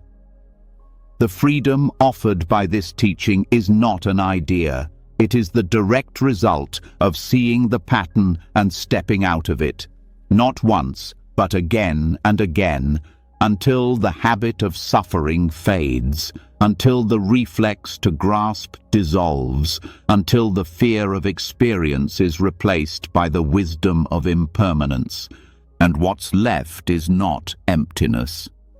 It's peace. A peace that doesn't depend on everything going right. A peace that arises because you no longer need to run. Because you know how suffering begins, and you know how to let it end. Quietly, gently, one link at a time.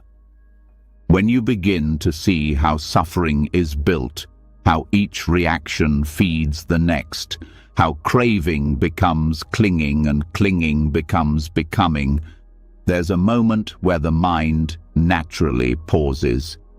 You've seen enough of the pattern to know that continuing the cycle is optional. But even when wisdom is present, the body often still carries the momentum of the past. Thoughts may be recognized as empty, but they continue moving. Energy still swirls. Restlessness still vibrates through your chest or spine or shoulders.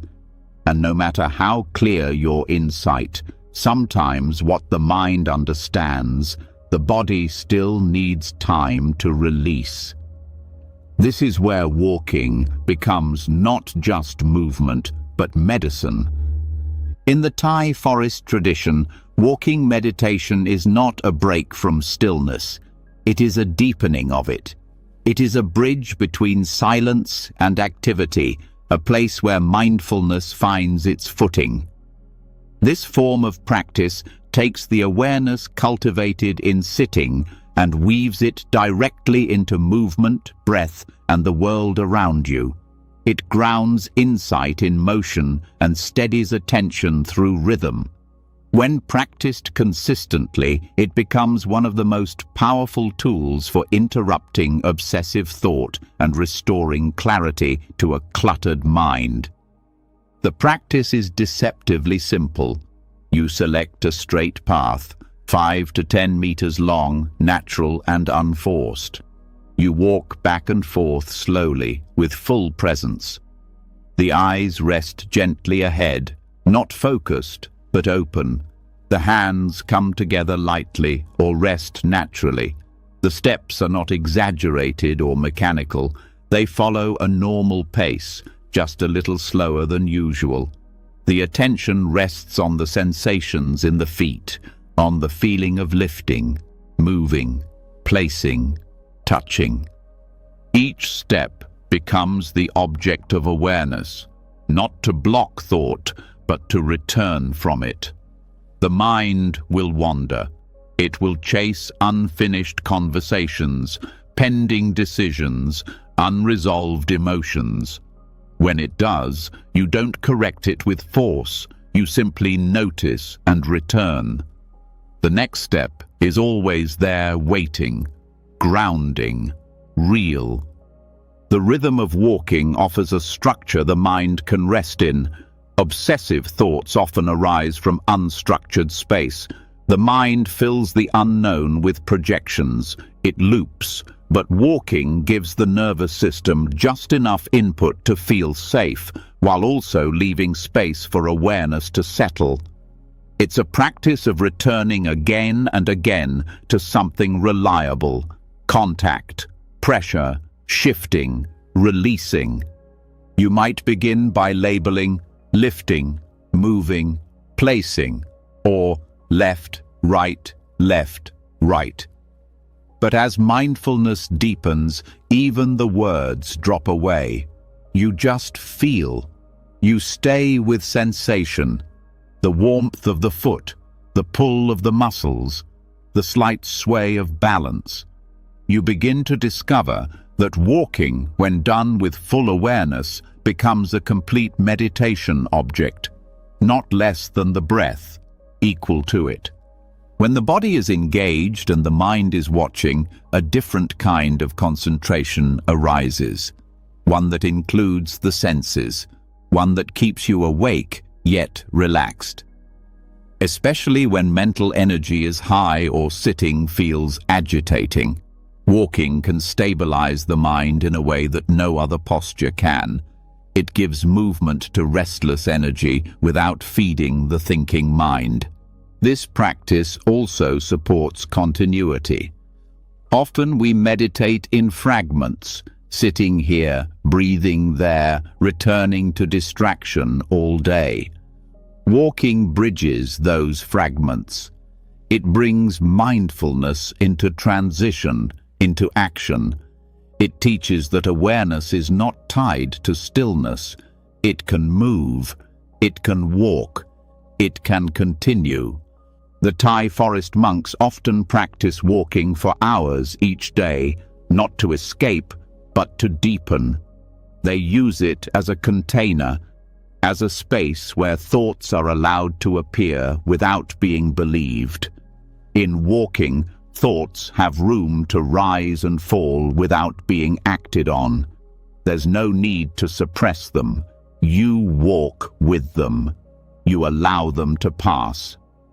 There is also emotional wisdom in this form of movement. Feelings stored in the body, frustration, sadness, tension, begin to unwind through the gentle repetition of steps. You don't need to process them with words. The body processes through movement, through rhythm, through presence. Each step allows release, not always dramatically but subtly, like water finding its level. As the mind settles into the steps, time begins to change.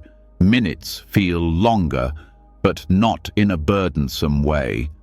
The pressure to rush fades. The need to arrive disappears. There is just this moment, this foot, this ground. Awareness sharpens, sounds become clearer, the wind touches your skin more fully.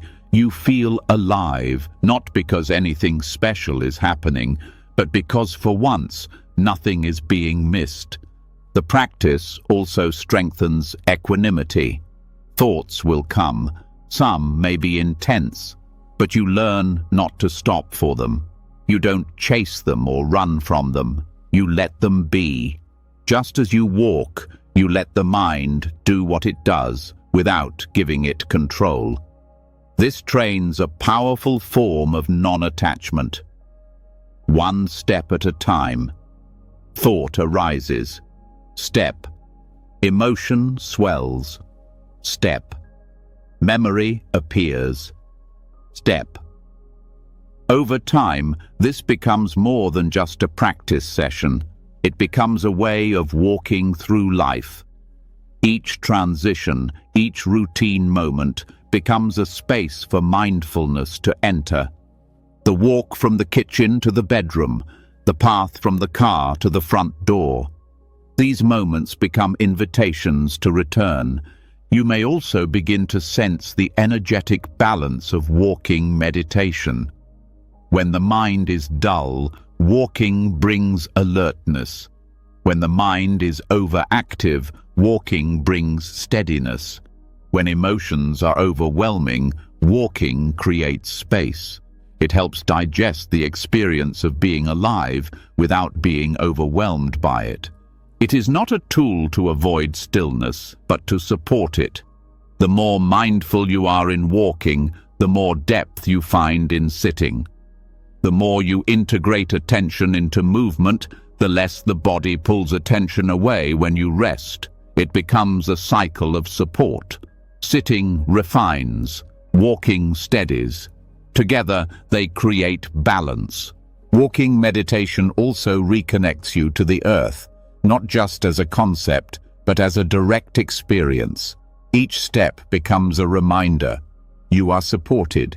You are grounded. You belong. The earth holds your weight without question. The body knows how to move. Awareness knows how to meet it. Nothing is missing. You may find insights rising during walking that never appear during sitting. Something about the forward motion allows space for understanding, not through analysis, but through felt sense knowing. You walk with a question, and the body answers, not in words, but in ease, in letting go. There is also healing in repetition. When a mind has been traumatized, it seeks patterns to feel safe. Walking meditation gives a gentle, predictable rhythm. No surprises, no demands, just step after step, a soft reconditioning of safety. This is not a bypass of deep pain, but a stable container in which it can be held. For those caught in chronic thinking, walking can become a reset, a chance to stop spiraling, to break the loop not by force, but by redirecting attention. The body doesn't need to be convinced. It just needs to be included. And the moment you feel your feet again, the mind begins to settle. Over time, walking becomes more than practice. It becomes refuge, a way to come home to yourself in the middle of chaos, a way to return without needing a cushion or a special time. Just a path, just your steps, just awareness, moving with the body. You begin to notice that each step is complete, that nothing is missing when you are truly there, that even in movement, peace is possible, that even in transition, stability exists. In a world that pushes for faster, walking asks you to slow down. In a culture that values output, walking reminds you of being. In a mind that overthinks, walking returns you to presence, not with effort, but with rhythm. Not with concepts, but with sensation. Not with force, but with feet.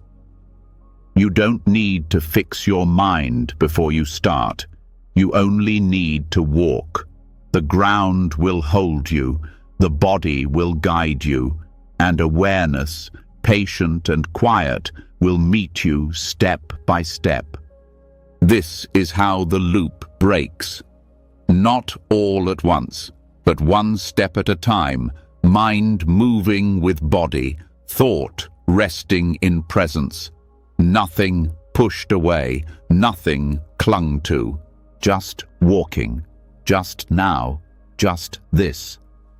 There's something deeply honest about walking with yourself. No pretending, no performing, no escaping into thought.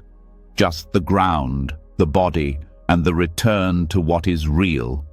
And as the steps continue, as thoughts lose their hold, you begin to feel something more primal, more ancient, stirring in the quiet.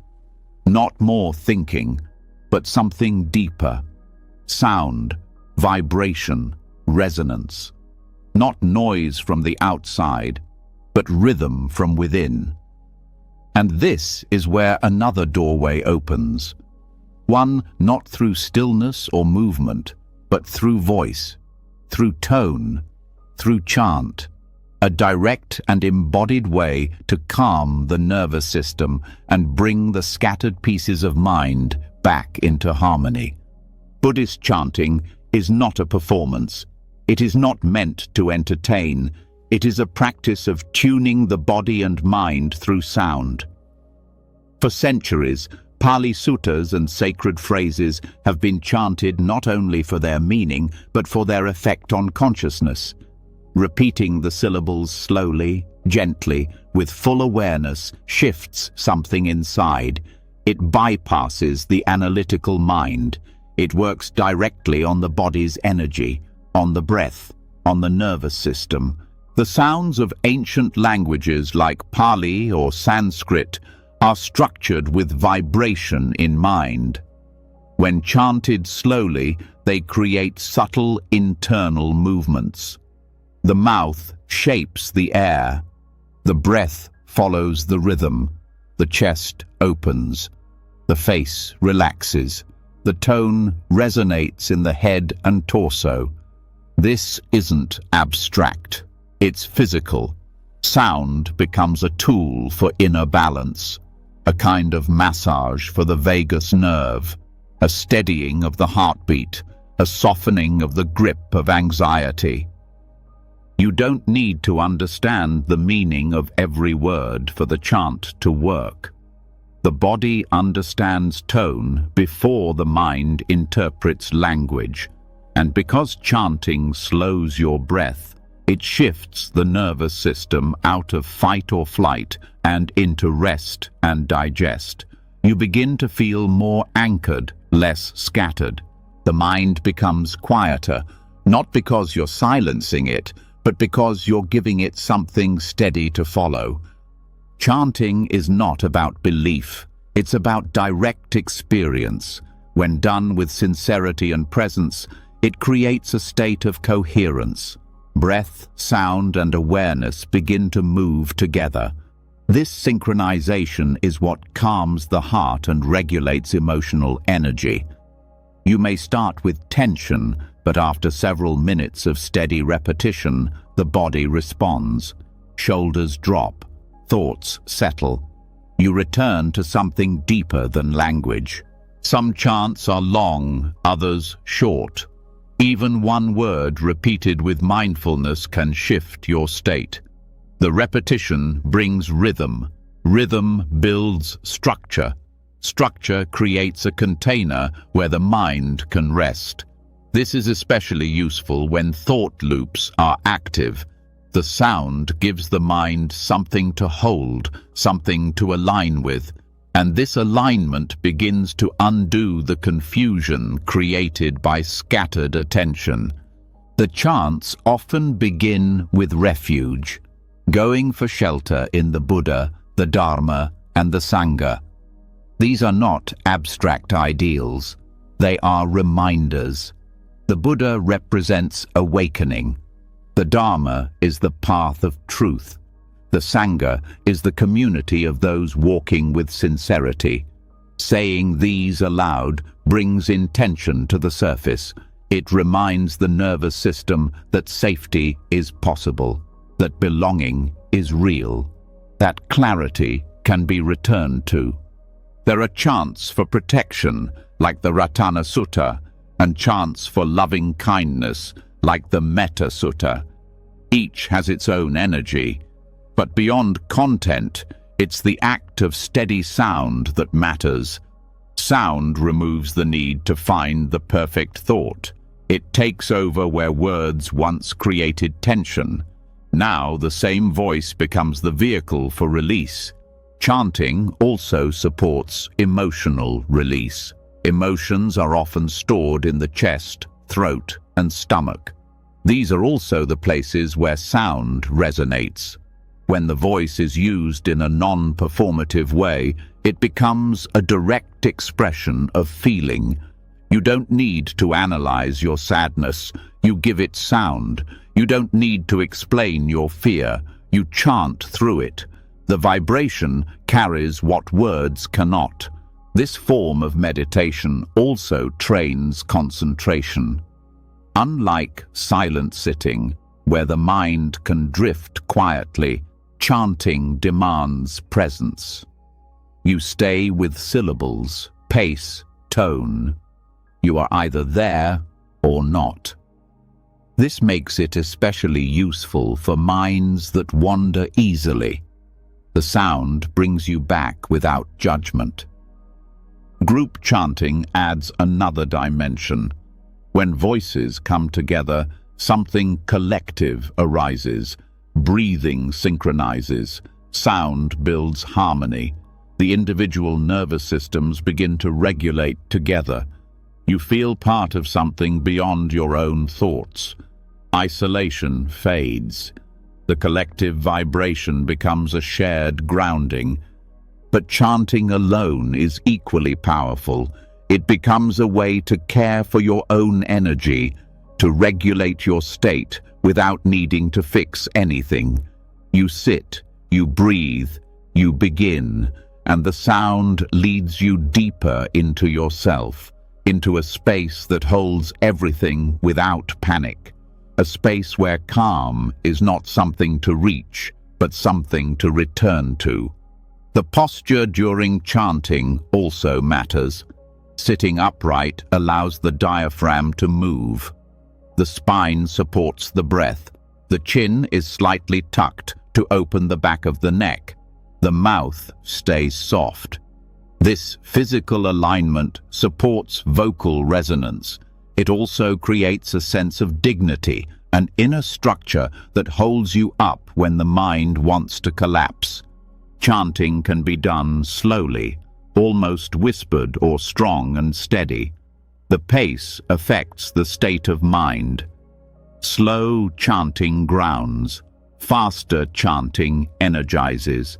You learn to meet yourself where you are. If you feel heavy, you chant with brightness. If you feel restless, you chant with weight. The voice becomes your own medicine. There is also a devotional element, but it doesn't have to be religious. Devotion here means sincerity, full presence, offering your attention with care. It means stepping beyond analysis and into felt experience. It means trusting that the act of chanting itself is enough. No need for performance, no need for results, just sound, just awareness, just now. Over time, the body remembers. Chanting becomes a nervous system imprint. You say the first phrase and the body begins to soften. The breath lengthens. the tone of voice reminds the heart how to rest. This is not conditioning in a mechanical sense, it's memory. The body remembering what peace feels like through repetition. This practice also supports transitions. When the mind is between tasks or the heart is carrying weight, even a few minutes of chanting can reset your state. It marks a shift from outer to inner, from doing to being, from overwhelm to coherence. You don't have to chant perfectly. The sound doesn't have to be beautiful. It has to be real. Authenticity is what makes the vibration work. The body responds to sincerity, and when sound arises from presence, something within always listens. There's also a purification process. Chanting brings up what is unprocessed.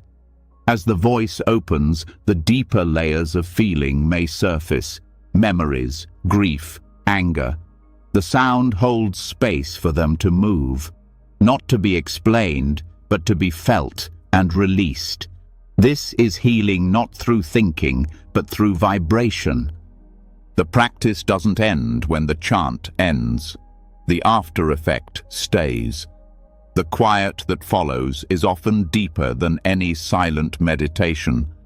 The body still hums with the echo. The mind rests in the space sound created. This is the pause where clarity returns, where decisions become simple, where anxiety loses its grip. Over time, chanting becomes part of your rhythm.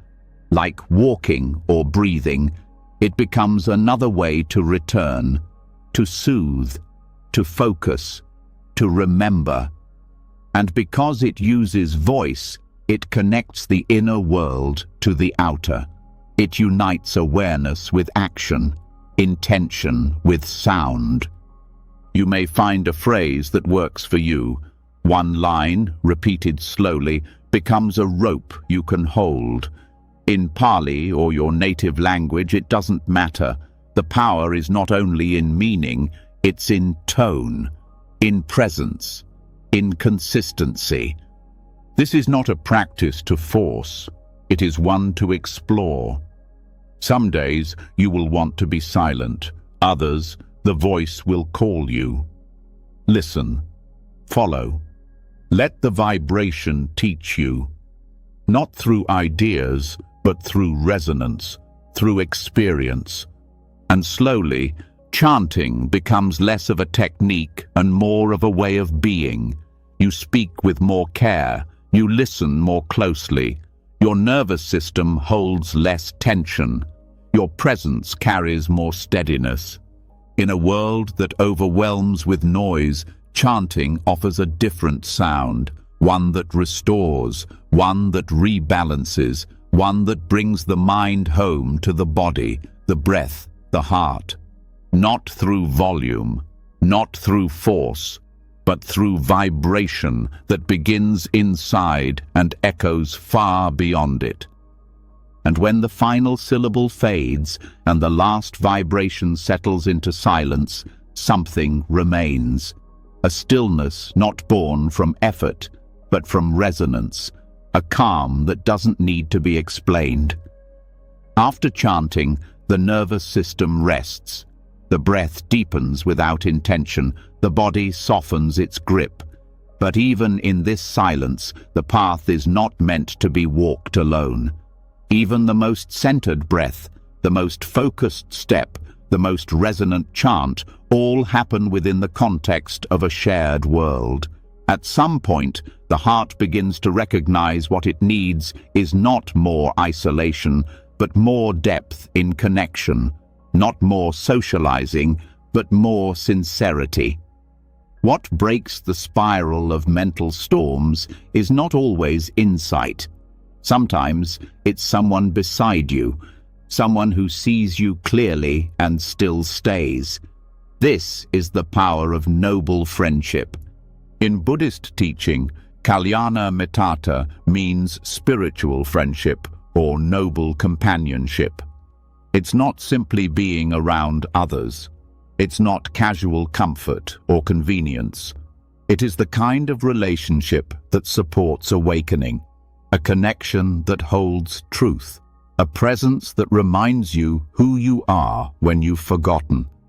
The Buddha placed this kind of friendship at the very heart of the path, not as a support to practice, but as the practice itself. He once said that noble friendship is the whole of the spiritual life. This kind of friendship doesn't mean finding perfect people.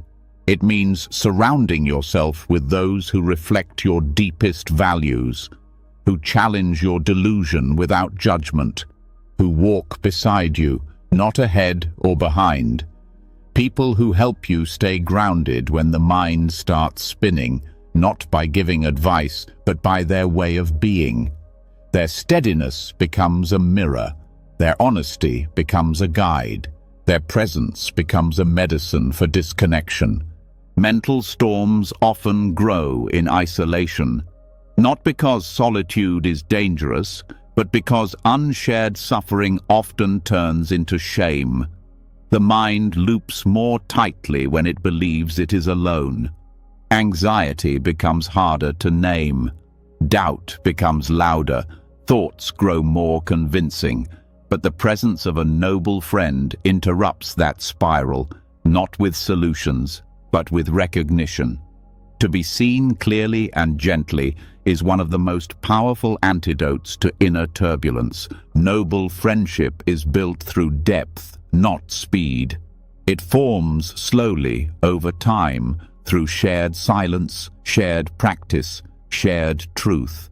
It thrives on listening more than speaking, on being honest when it's hard, on holding each other to the path, not through pressure, but through presence. These relationships are not transactional. They are transformational. Such friends don't rescue you from your pain. They help you stay with it. They remind you to breathe when the chest tightens. They don't distract you from discomfort. They sit with you in it. They don't fix your confusion. They reflect back the parts you're ready to see. In their presence, the inner world becomes less threatening. The storm no longer isolates. It becomes shared space, and shared space is easier to hold. This kind of friendship also invites accountability, not the kind that pressures or polices, but the kind that holds a mirror gently. You begin to notice how you show up, how you speak, how you listen. You want to be honest, not for approval, but because sincerity becomes the ground of the connection. You find yourself wanting to stay true, not to impress, but to respect the shared clarity. Noble friendships are not always easy. They will stretch you. They will reflect the places where you cling. They will show you where your patterns repeat. But they do so without agenda, without trying to change you. They trust your process. They walk with you while you change yourself. And that trust becomes freedom. The presence of a noble friend can also ground you in moments of doubt. When practice feels stagnant, when the path feels unclear, when fear clouds everything, someone who has walked beside you, who knows your intention, who holds your goodness in view even when you can't see it, becomes the rope that pulls you back. Not through fixing, but through remembering. You hear their words in your own mind. You recall their steadiness, their way of pausing before reacting, of choosing silence over judgment, of staying open when others close. That memory itself becomes guidance. These friendships also help dissolve self-centeredness, not by forcing you to care about others, but by softening the illusion that you are separate. When someone truly sees you, the idea of isolation begins to crack.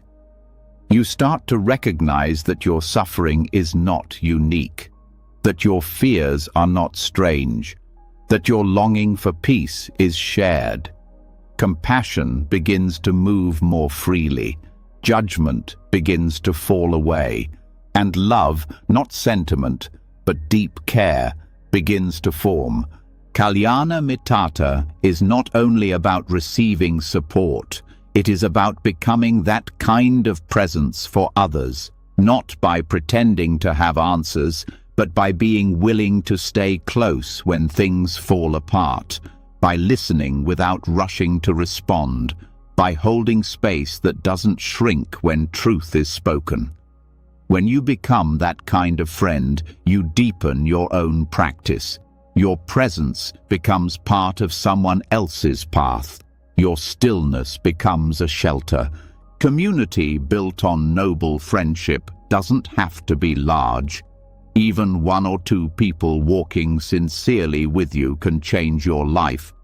Even short moments of shared clarity can redirect a troubled mind. What matters is not the number, but the quality. The willingness to go below the surface, the courage to show up when it's inconvenient, the patience to stay when discomfort arises. These friendships also help us navigate the parts of the path that are hard to talk about. The doubts we don't want to admit, the habits we're afraid to face, the fears we thought we had overcome but still return. When these are spoken into a space of respect, they lose their weight. When they're received without shock or dismissal, the shame dissolves. You begin to realize that healing doesn't happen alone. It happens in reflection, in resonance, in being met with presence instead of reaction. Noble friends also protect you from extremes. They remind you when you're pushing too hard. They reflect when you're avoiding something. They bring balance, not through criticism, but through perspective. Their steadiness becomes something you lean on, not because you're weak, but because interdependence is strength. No one wakes up alone. No one heals in isolation. The path is walked together, even when the steps are separate. There is also a quiet joy that comes from this kind of friendship. A joy that doesn't need entertainment or escape. A joy rooted in authenticity, in being seen without needing to perform, in holding space for someone else without needing to fix them. This joy becomes a support during difficulty. It reminds you why the path matters. It helps you return when practice feels dry. To cultivate noble friendship, you begin by showing up, by being present in shared spaces with openness, by listening more deeply, by speaking truthfully. You look for those who value what you value, who stay close to integrity, who ask hard questions gently, who listen to your pain without making it about them. You don't force connection, you stay consistent. You show up in silence and in storm. You offer your presence with humility, and slowly trust grows, depth forms, practice deepens, not just yours, theirs too. Noble friendship is mutual. It changes both people. It supports both minds. It creates a field where wisdom can take root. And when anxiety returns, and it will, you won't face it the same way.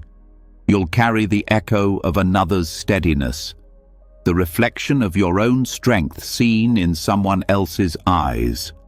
You'll know you're not walking blind. That someone is walking too, that even when silent, their presence still walks beside you. This is not a luxury on the path, it is the path. To walk with others in truth, to be a mirror for wisdom, to hold space for clarity, to let your nervous system settle not just in solitude, but in relationship, not just in quiet, but in companionship. There may be days where words are few, where contact is brief, but the connection remains. The support doesn't vanish. The memory of shared truth becomes something you carry, a subtle strength, a reminder that your peace is not just your own. It is woven through others, strengthened by others, shared with others. In a world of speed and noise and surface, noble friendship invites you deeper, into stillness, into honesty, into shared presence that doesn't need fixing. It asks nothing but sincerity, and in return, it gives everything that helps you stay. The mind can be loud, the path can feel long, but noble friends shorten the journey. Not by speeding it up, but by making it lighter to carry, by walking beside you step by step as you return to what's real, as you return to yourself. When the right people walk beside you, the path changes. It becomes steadier, clearer, more human. You're no longer carrying the weight alone. The presence of noble friends becomes a mirror for your strength and a balm for your doubt. But even with this support, even with steady steps and sincere practice, something else can quietly creep in. The pressure to do it all right. The subtle voice that says you should always be calm, always be mindful, always be improving. Spiritual tools that once helped begin to feel heavy. The path that once opened the heart starts to tighten around the edges. This is the moment to remember another teaching. The raft is for crossing, not for carrying. The Buddha told a story. A person comes upon a wide river. The current is strong, the other side is far. So they build a raft, carefully, skillfully. Piece by piece, they tie it together with vines and branches, with all their effort and attention. Then they climb on and paddle across. The raft carries them. It saves their life. But once on the other shore, the question arises, do they carry the raft on their back, or do they leave it behind? The raft is like the practices that brought you here: meditation, chanting, study, discipline. Each of them has purpose. Each of them offers structure, but they are not the destination. They are tools. And there comes a time when holding them too tightly begins to cause stress, when the identity of being a practitioner becomes another mask, when doing it all perfectly becomes more important than actually being free. Letting go of the raft doesn't mean throwing away wisdom. It means recognizing when attachment to the method becomes its own form of suffering, when presence turns into performance, when effort turns into identity. The same mindfulness that teaches you to watch thoughts can also teach you to watch how you relate to practice itself. Sometimes anxiety disguises itself as discipline. The need to check every box, to measure progress, to feel spiritual enough. But this need often comes from the same restlessness the practice was meant to calm. The raft was built to carry you out of the storm, not to weigh you down once the water is calm. It's important to see where striving hides, not in the obvious, but in the subtle. In comparing your path to others, in clinging to rituals without understanding, in expecting each sit to be deep, in feeling shame when the mind wanders. These are signs that the raft has become a burden, that the tool is being mistaken for the goal. Freedom doesn't come from perfect form, it comes from honest presence. If sitting meditation brings tension, then walking may be wiser. If chanting feels like pressure, then silence may be softer. If certain techniques cause guilt, then stepping back may be the most compassionate choice. The path is not rigid. It adapts. It responds. It's alive. Letting go of the raft requires trust, not in the absence of structure, but in the presence of your own awareness. You begin to trust that the understanding lives within you, not just in the forms, that you can meet each moment with the clarity you've trained. That wisdom doesn't need to be constantly proven, it simply needs to be remembered. This letting go is not laziness, it's maturity. It's knowing when effort becomes ego, when the search for peace becomes another form of control. It's the willingness to pause, to rest, to receive, to allow space between practice and performance, between method and meaning. There is also compassion in this release, the kindness to recognize that no technique will erase your humanness. That awakening isn't about escaping flaws, but about holding them without fear. That liberation is not perfection, it's spaciousness. Enough space to be who you are, as you are, without needing to be better first. Some people fear that letting go of structure means losing direction, but the path doesn't disappear when you stop gripping it. It often becomes clearer, because now you're walking with lightness, with trust, with awareness that doesn't demand a result. This also opens up a more intuitive way of living. You start to feel your way through each day, not by habit, but by presence. What practice supports the body today? What reflection calms the mind? What action expresses compassion? This is not abandoning the path. This is walking it with more ease, more honesty, more flexibility. And this shift helps dissolve spiritual pride, the subtle sense that you're more awake, more advanced, more disciplined. When the raft is clung to as identity, it separates, it becomes a badge. But when it's seen as a tool, humility grows. You begin to respect the path without needing to possess it. You also begin to see the same principle elsewhere, that every method, every belief, every role, parent, partner, teacher, seeker, is useful until it isn't. That freedom lies in knowing when to use and when to release, when to act and when to rest, when to speak and when to simply be. Letting go of the raft doesn't mean letting go of practice. It means no longer gripping it with fear, no longer needing it to define you, no longer turning it into another form of achievement. It becomes a choice, not an obligation, a resource, not a demand, a support, not a prison. You may find that some tools return in new ways. That breath awareness deepens without structure. That chanting arises naturally in moments of stillness. That silence becomes more nourishing when not scheduled.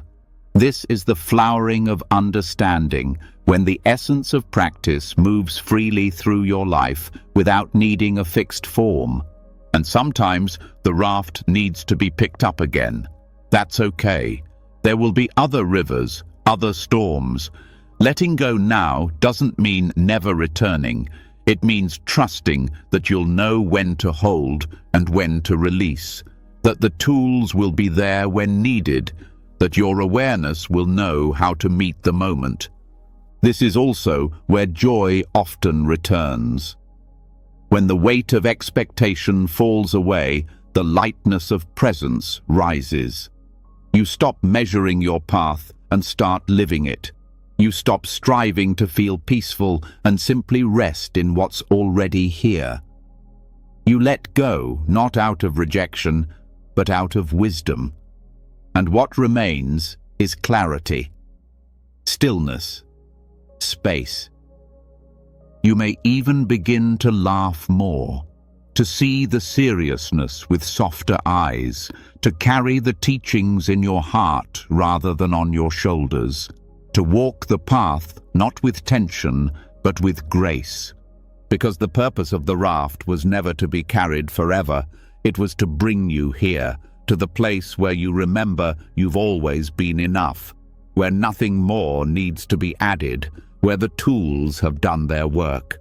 And now, with both hands free, you can bow to the raft, place it gently on the shore, and take the next step unburdened, awake, at peace, and whole. There's something powerful about releasing what once held you. The raft, once necessary, is honored and left behind, not in rejection, but in understanding that tools are only tools. Practice is not the goal. Peace is not built through clinging. You step forward, lighter, freer, more attuned to the space where presence is enough. But even here, even after release, the mind can shift into something else, seeking. Not seeking objects or approval, but seeking a better moment, a better version of now. Something just slightly beyond what's already here. And this is where another layer of suffering hides. The endless loop of next.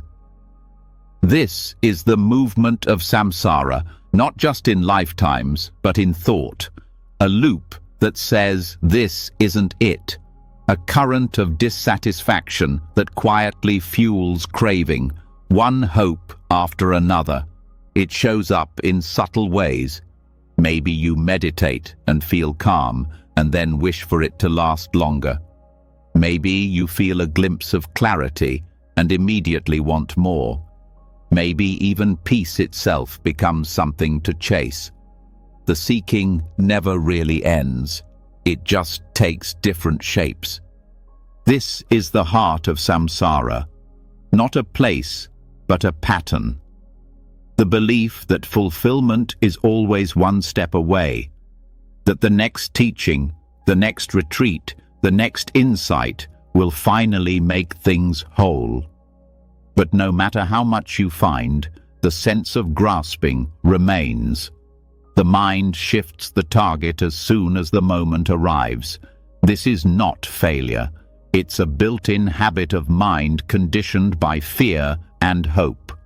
Fear of what is, and hope for what might be instead.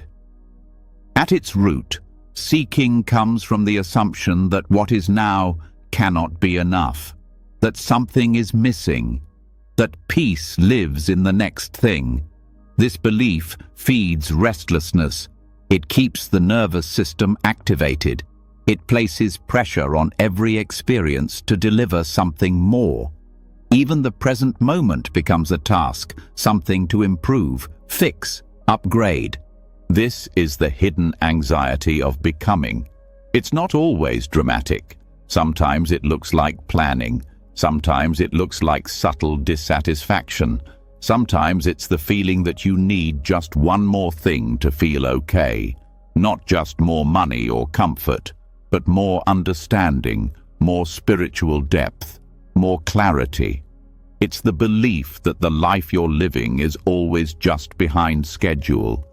The trap is not that you want something better, it's that you believe better is elsewhere. That truth lives in the future, that now is only a stepping stone.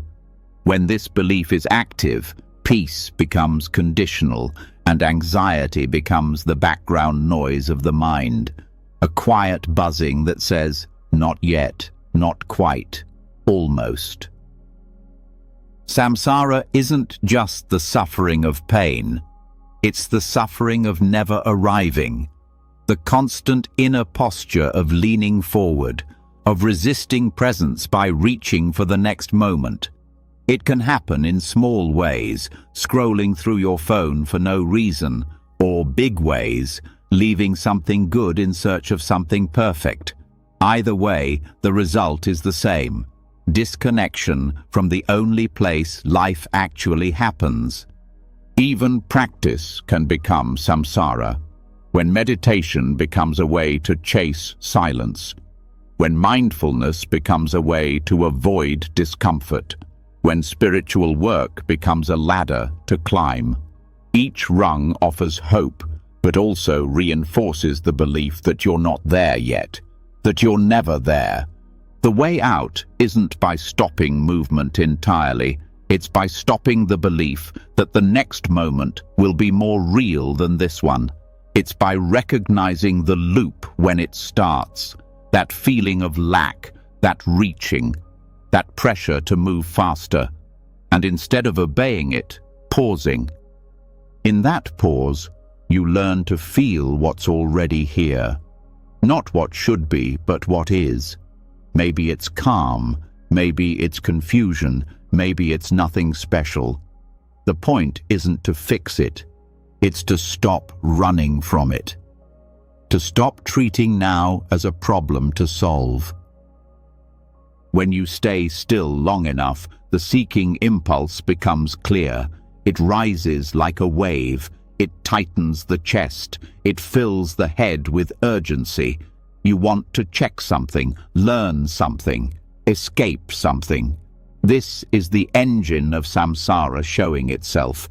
But if you breathe, if you stay, if you don't act on it, the wave passes, and something else is felt. Stillness, simplicity, enoughness. You may notice how often this seeking is tied to identity. The mind says, "I'm someone who should be more evolved by now," or "I'm someone who needs to understand everything." The identity fuels the motion, but when identity is relaxed, the pressure softens. There's no one to improve, only awareness meeting itself. This doesn't mean stopping growth. It means changing your relationship to it. Growth is natural. Seeking is often reaction. Growth comes from curiosity. Seeking comes from fear. Growth trusts process. Seeking demands arrival. One nourishes, the other depletes. You also begin to notice how seeking creates comparison. When you believe someone else is further along, you feel behind. When you think you've reached something others haven't, you feel ahead. Both states disconnect you. They reinforce the belief that awakening is somewhere on a timeline and you have to find your place. But presence doesn't exist in time. It exists in experience. Even in daily life, the seeking pattern plays out. You drink tea and think about the next task. You walk and think about the destination. You finish one book and immediately order another. The rhythm of reaching becomes so normal, it feels invisible. But it's not neutral.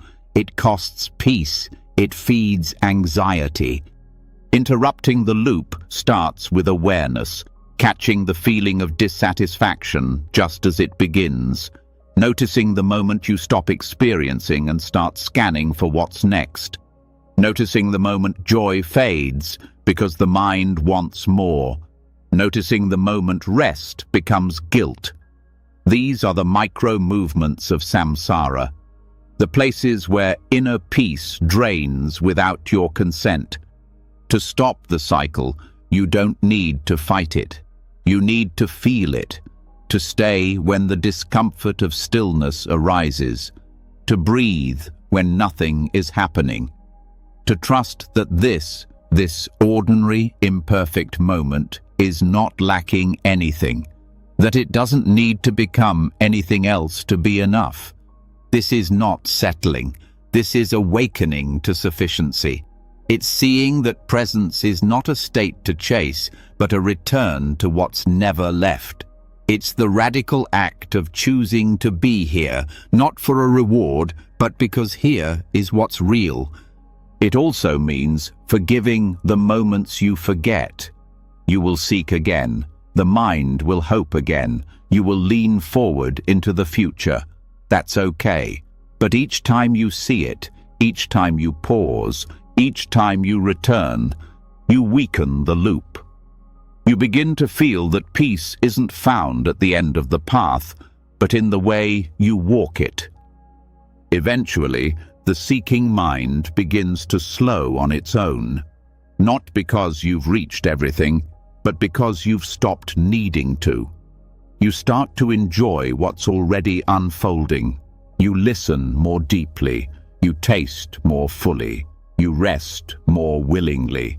And in that rest, the fear begins to fade. The fear that you'll miss something, that you'll never be whole, that you have to keep chasing or fall behind. You realize there is nowhere to arrive, no final version of you that solves everything, just presence, just breath, just this. The trap of next is a subtle one, but once seen, it begins to dissolve, not through effort, but through awareness, through the quiet understanding that striving doesn't end suffering. It often sustains it.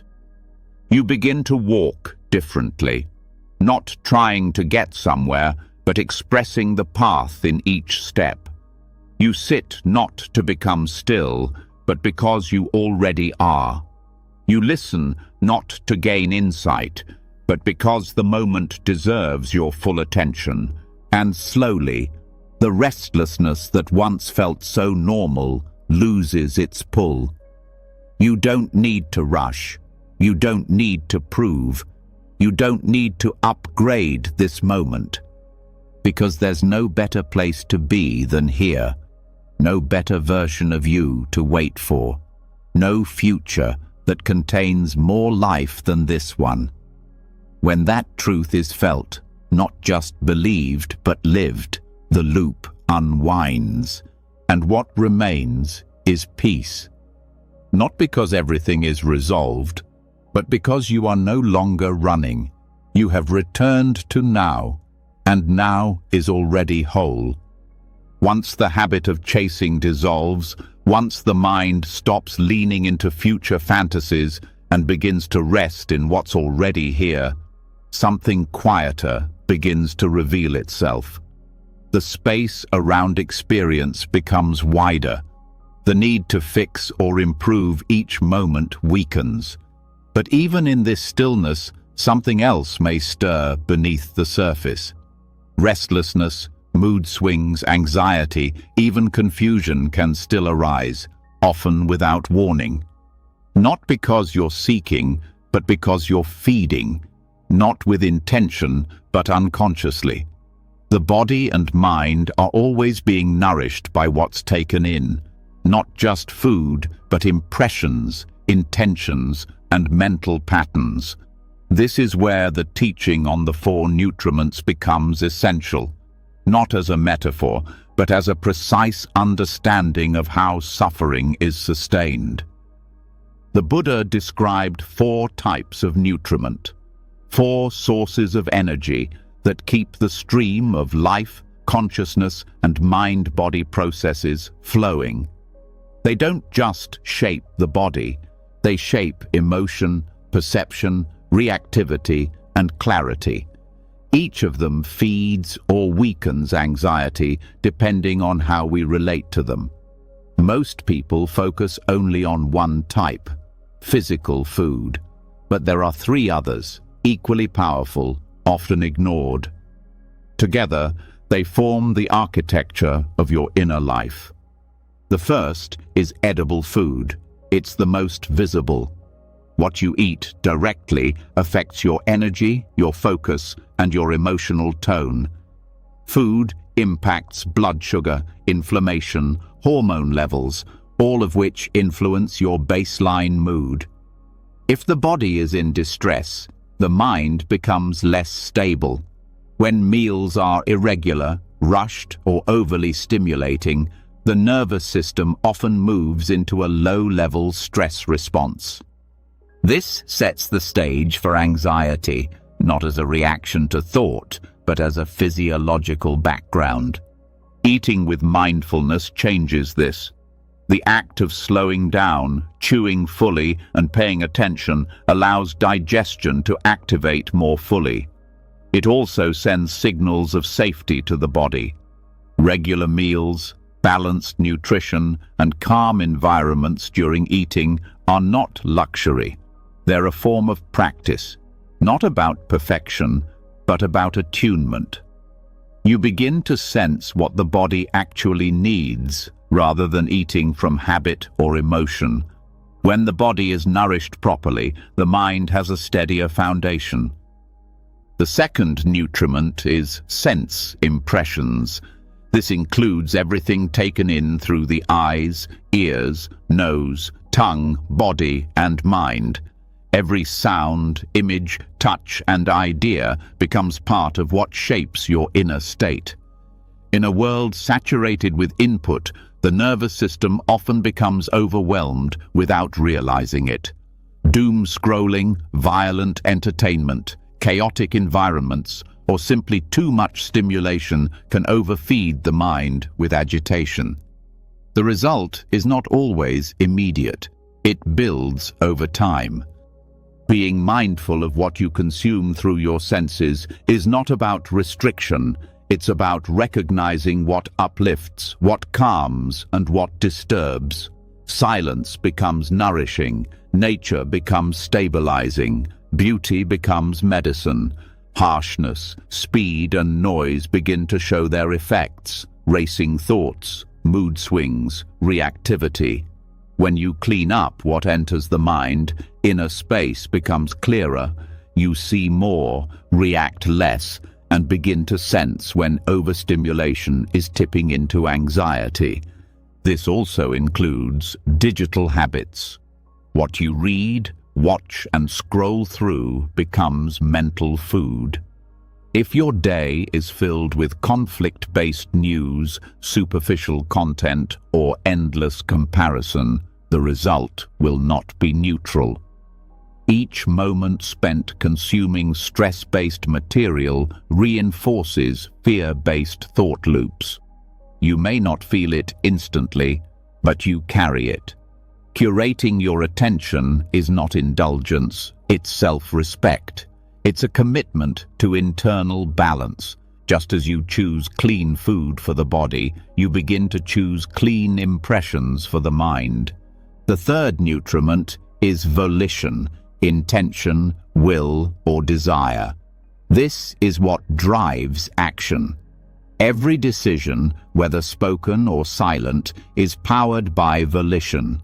The quality of this intention shapes how energy flows. If the underlying volition is fear, anxiety is never far. If it's driven by greed or self-centeredness, the mind will experience contraction. When volition is rooted in compassion, clarity, or truthfulness, the entire nervous system aligns with peace.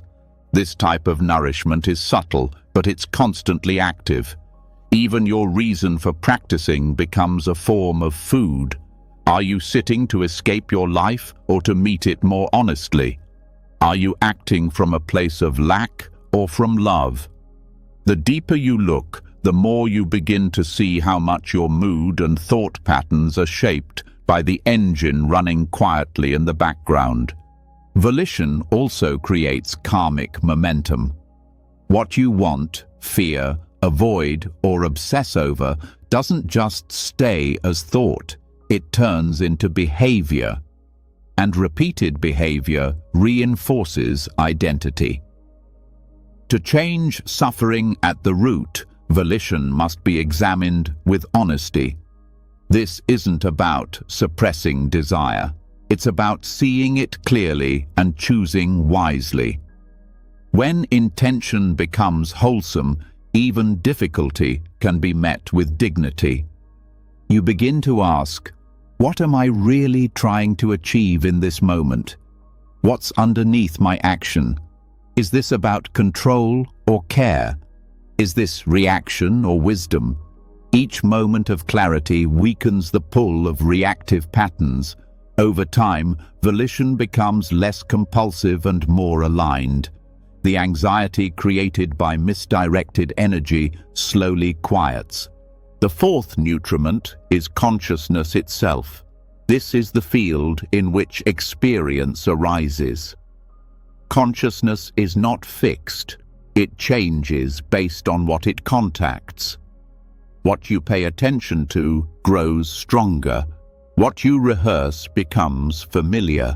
If your awareness constantly orbits around fear, it builds neural pathways and emotional habits to match. The mind begins to expect threat, even in safety. The result is chronic tension, even when life is stable. You are always shaping consciousness through what you dwell on, through your internal narratives, judgments, and habits of perception. A mind trained on lack will keep finding deficiency. A mind trained on impermanence will find freedom even in loss. Consciousness is conditioned, but also conditionable. You don't have to be a victim of its tendencies. You can choose where to place attention, not as suppression, but as wisdom, redirecting toward presence, toward appreciation, toward clarity. This is why mindfulness is so transformative. It gives you the power to choose your object of awareness, and that choice is what feeds the next moment of mind. Instead of being swept away by reaction, you begin to live intentionally. Each moment becomes a chance to direct energy toward liberation rather than entanglement. Understanding the four nutriments gives you a clear map. You begin to see that anxiety is not random. It is not purely mental. It is often the natural result of what's being consumed, moment by moment. Nourishment is not only what goes in, it's what stays, what's repeated, what becomes familiar. To change your mental state, you begin by changing what you feed. This awareness creates a new kind of responsibility, not guilt, but maturity. You begin to recognize that what you allow into your space, through the body, the mind, the senses, shapes your experience. This is empowering. It returns agency. You can't control every input, but you can shape your environment. You can say no to what depletes and yes to what restores. It also teaches balance. You stop being passive in your relationship with the world. You notice what leaves you drained. You honor what leaves you nourished. You take breaks from screens, from noise, from people who deplete you, not to escape, but to reset, to return to yourself. You stop treating calm as accidental. You start making space for it deliberately. Over time, this awareness becomes embodied. You don't need to think through every choice. The body begins to guide you. You feel when something is too much, when input has overloaded the system, when you need silence, or nature, or breath. You learn to trust these signals. They are not weakness, they are wisdom. Even in relationships, this teaching applies. Some conversations nourish, others agitate. Some dynamics lift you into clarity, others pull you into confusion. You don't avoid life, but you learn where to place your energy. You become less reactive, more intentional. You begin to cultivate environments, external and internal, that reflect your deepest values. What you feed, you strengthen. This is not just a lesson, it's a law. If you feed agitation with distraction, it grows. If you feed fear with avoidance, it expands. But if you feed presence with breath, if you feed kindness with action, if you feed peace with space, then those qualities begin to take root. Nourishment becomes your practice, not just what you do on the cushion, but how you live, how you eat, listen, speak, move, how you choose silence, how you select your input. how you relate to craving, how you stay present. Not to chase perfection, but to care, to live in a way that supports clarity rather than confusion. This is not about controlling everything. It's about being awake to what enters your system. It's about choosing not to numb out, about respecting the mind enough to give it clean food, about respecting the heart enough to protect its space. You stop asking why anxiety keeps returning. You start asking, what have I been feeding it? And then, gently, without judgment, you change the meal. You offer presence, simplicity, breath, stillness. You give the mind space. You give the body rest. You give the nervous system what it really needs, not more input, not more seeking, just less disturbance, just more space. And in that space, you begin to heal, not through control, but through care, moment by moment, thought by thought, choice by choice. This is how suffering weakens, not through fighting it, but through starving it of what keeps it alive, and feeding instead what leads you home. Once you begin to see clearly what you're feeding, the whole rhythm of your inner world changes. You stop fueling fear with stimulation. You stop reinforcing confusion with unconscious habits. The mind becomes quieter, not because it was forced, but because you stopped giving it what keeps it spinning. You learn to nourish peace instead of pressure. But even when the mind settles, even when rest is finally possible, something else can quietly sneak back in, a subtle, tight loop that wraps around awareness itself. It's not the original fear, but a reaction to that fear, a second wave that brings judgment, shame, and tension. And often, without even knowing it, you're no longer afraid of the world. You're afraid of how you feel. This is what's sometimes called the third arrow. The Buddha once described how suffering arises not just from pain, but from the reaction to pain. The first arrow is the initial pain or discomfort. Something painful happens. The second arrow is the mind's reaction, anger, resistance, blame. But many never realize that there's a third arrow that's often even more destructive. It's the fear of your own fear, the anxiety about your anxiety, the shame about your reaction, the loop that turns one moment of discomfort into hours of inner turmoil. The third arrow is subtle because it doesn't feel like another event. It feels like who you are. When anxiety arises, the third arrow says, "Why are you like this again?" When sadness appears, it whispers, "This shouldn't be happening anymore." The mind becomes the judge, the critic, the commentator. It layers over the original experience with a sense of failure.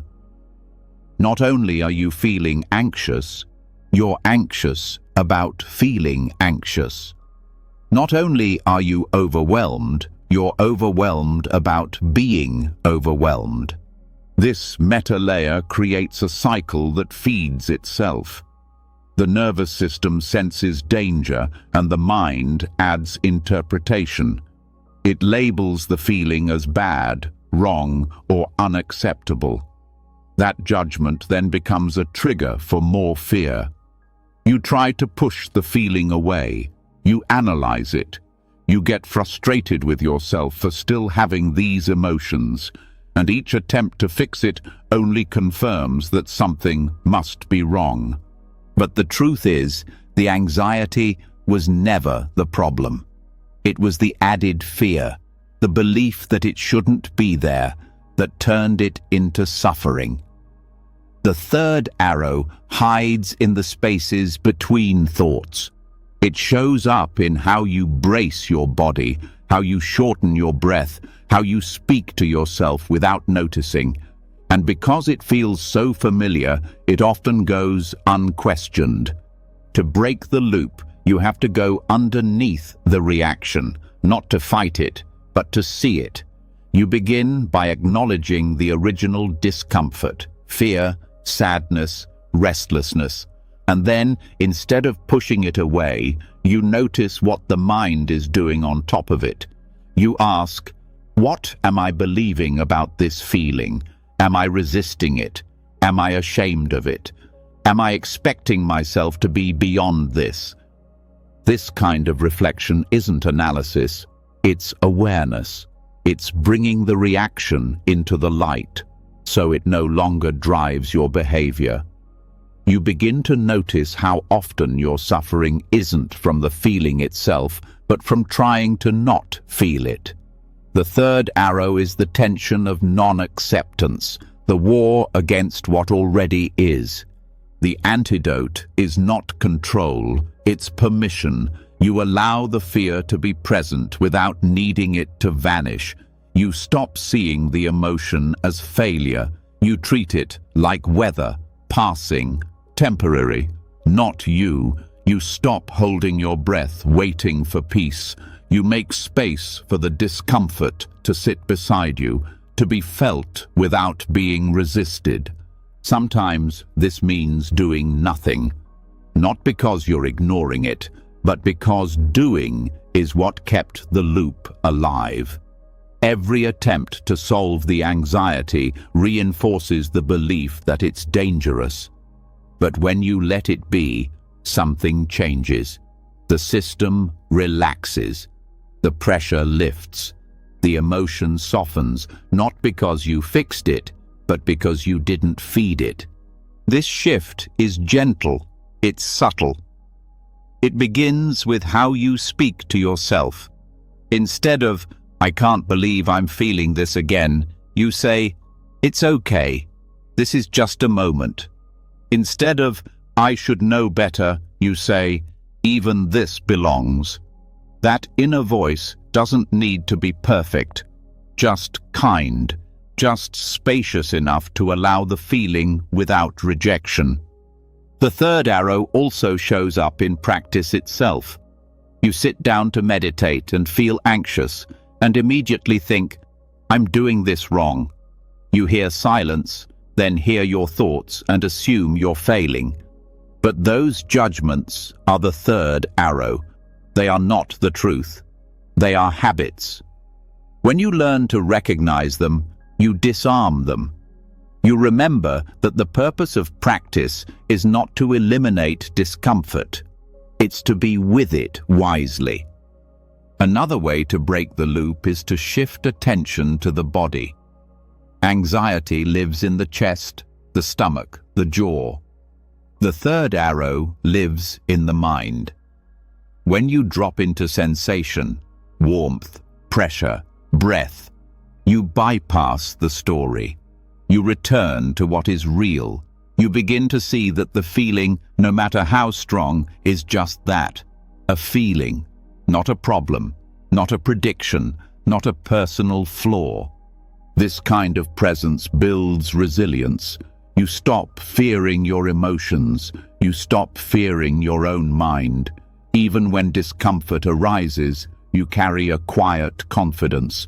You know you don't need to collapse into it. You know you don't need to escape it. You can sit, breathe, feel, and stay. Over time, this rewires the system. The nervous system learns that discomfort doesn't mean danger. The mind learns that fear doesn't need to be resisted. You unlearn the habit of self-rejection.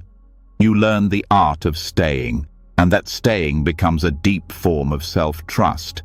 You may notice that your anxiety still appears, but it passes more quickly. It feels lighter. It doesn't spiral, because now it's not being held in place by resistance. The third arrow no longer lands. It's noticed and dropped. The space between feeling and reaction widens, and in that space, peace can enter. This isn't about mastering every emotion. It's about softening the grip. It's about no longer turning pain into punishment, no longer turning emotion into identity. You feel sad, but you're not a sad person. You feel afraid, but you're not a broken mind. These are waves. You are the ocean, deep, still, unmoved beneath the surface. Self-compassion plays a key role here, not as a technique, but as a way of being. You begin to treat your own struggle the way you'd treat a friend's, with care, not criticism, with presence, not pressure. You stop asking, "Why am I like this?" and begin asking, "What does this part of me need right now?" Often the answer is simple: breath, warmth, quiet, space. You also begin to recognize how the third arrow isolates. It makes you feel like no one else goes through this, like your anxiety is unique, but it isn't. Everyone feels fear, everyone loops in thought, everyone forgets their own wisdom. When you remember that, the shame dissolves. You begin to feel connected again, not through perfection, but through shared humanness. Practice becomes lighter too. You stop meditating to get rid of anxiety. You meditate to know it, to befriend it, to make space for the whole range of being. And in that space, something changes, not always immediately, but deeply. The parts of you that once felt unlovable begin to rest. They stop fighting. They begin to trust. This is the heart of dismantling the third arrow. It's not about finding peace by avoiding discomfort. It's about remembering that peace is what allows discomfort to be there without collapsing. It's about remembering that your nervous system doesn't need perfection. It needs presence. That your mind doesn't need to be quiet. It needs to be understood. And slowly, the need to fear your fear fades. The pressure to feel only good things weakens. You begin to trust the flow of your own experience, not because you've figured it out, but because you've stopped turning against it. That's what healing looks like. Not the absence of difficult moments, but the absence of self-attack in their presence. You stand where you once ran. You breathe where you once panicked. You stay soft where you once fought. And in that softness, something beautiful happens. The arrows fall. Not because there are no more challenges, but because you've stopped shooting yourself. Because you've remembered that you don't need to be free from pain to be free within it. Because you've discovered that even anxiety, when met with love, loses its power. And that is peace, not the absence of feeling, but the presence of kindness in every feeling that comes. When the third arrow is no longer drawn, when the mind stops turning against itself in fear of fear, a quiet space opens. Not the kind created by pushing everything away, but the kind that remains when resistance falls. That space doesn't always feel extraordinary. It can feel soft, unremarkable, almost empty. But stay long enough in that openness, and something begins to reveal itself. Not through effort, but through stillness. Not as a reward, but as a signpost. The deeper the mind settles, the more it begins to show signs of calm that aren't created by thought. These are known as nimitta, subtle mental signs that arise not from imagination, but from the natural unfolding of quiet awareness. Nimitta are not visualizations. They are not fantasies or projections. They are spontaneous markers of depth in meditation. They appear when the mind becomes unified, when the usual movements of craving and resistance have paused, and what remains is attention gathered in stillness. The appearance of a nimitta is not the goal of practice, but its reflection.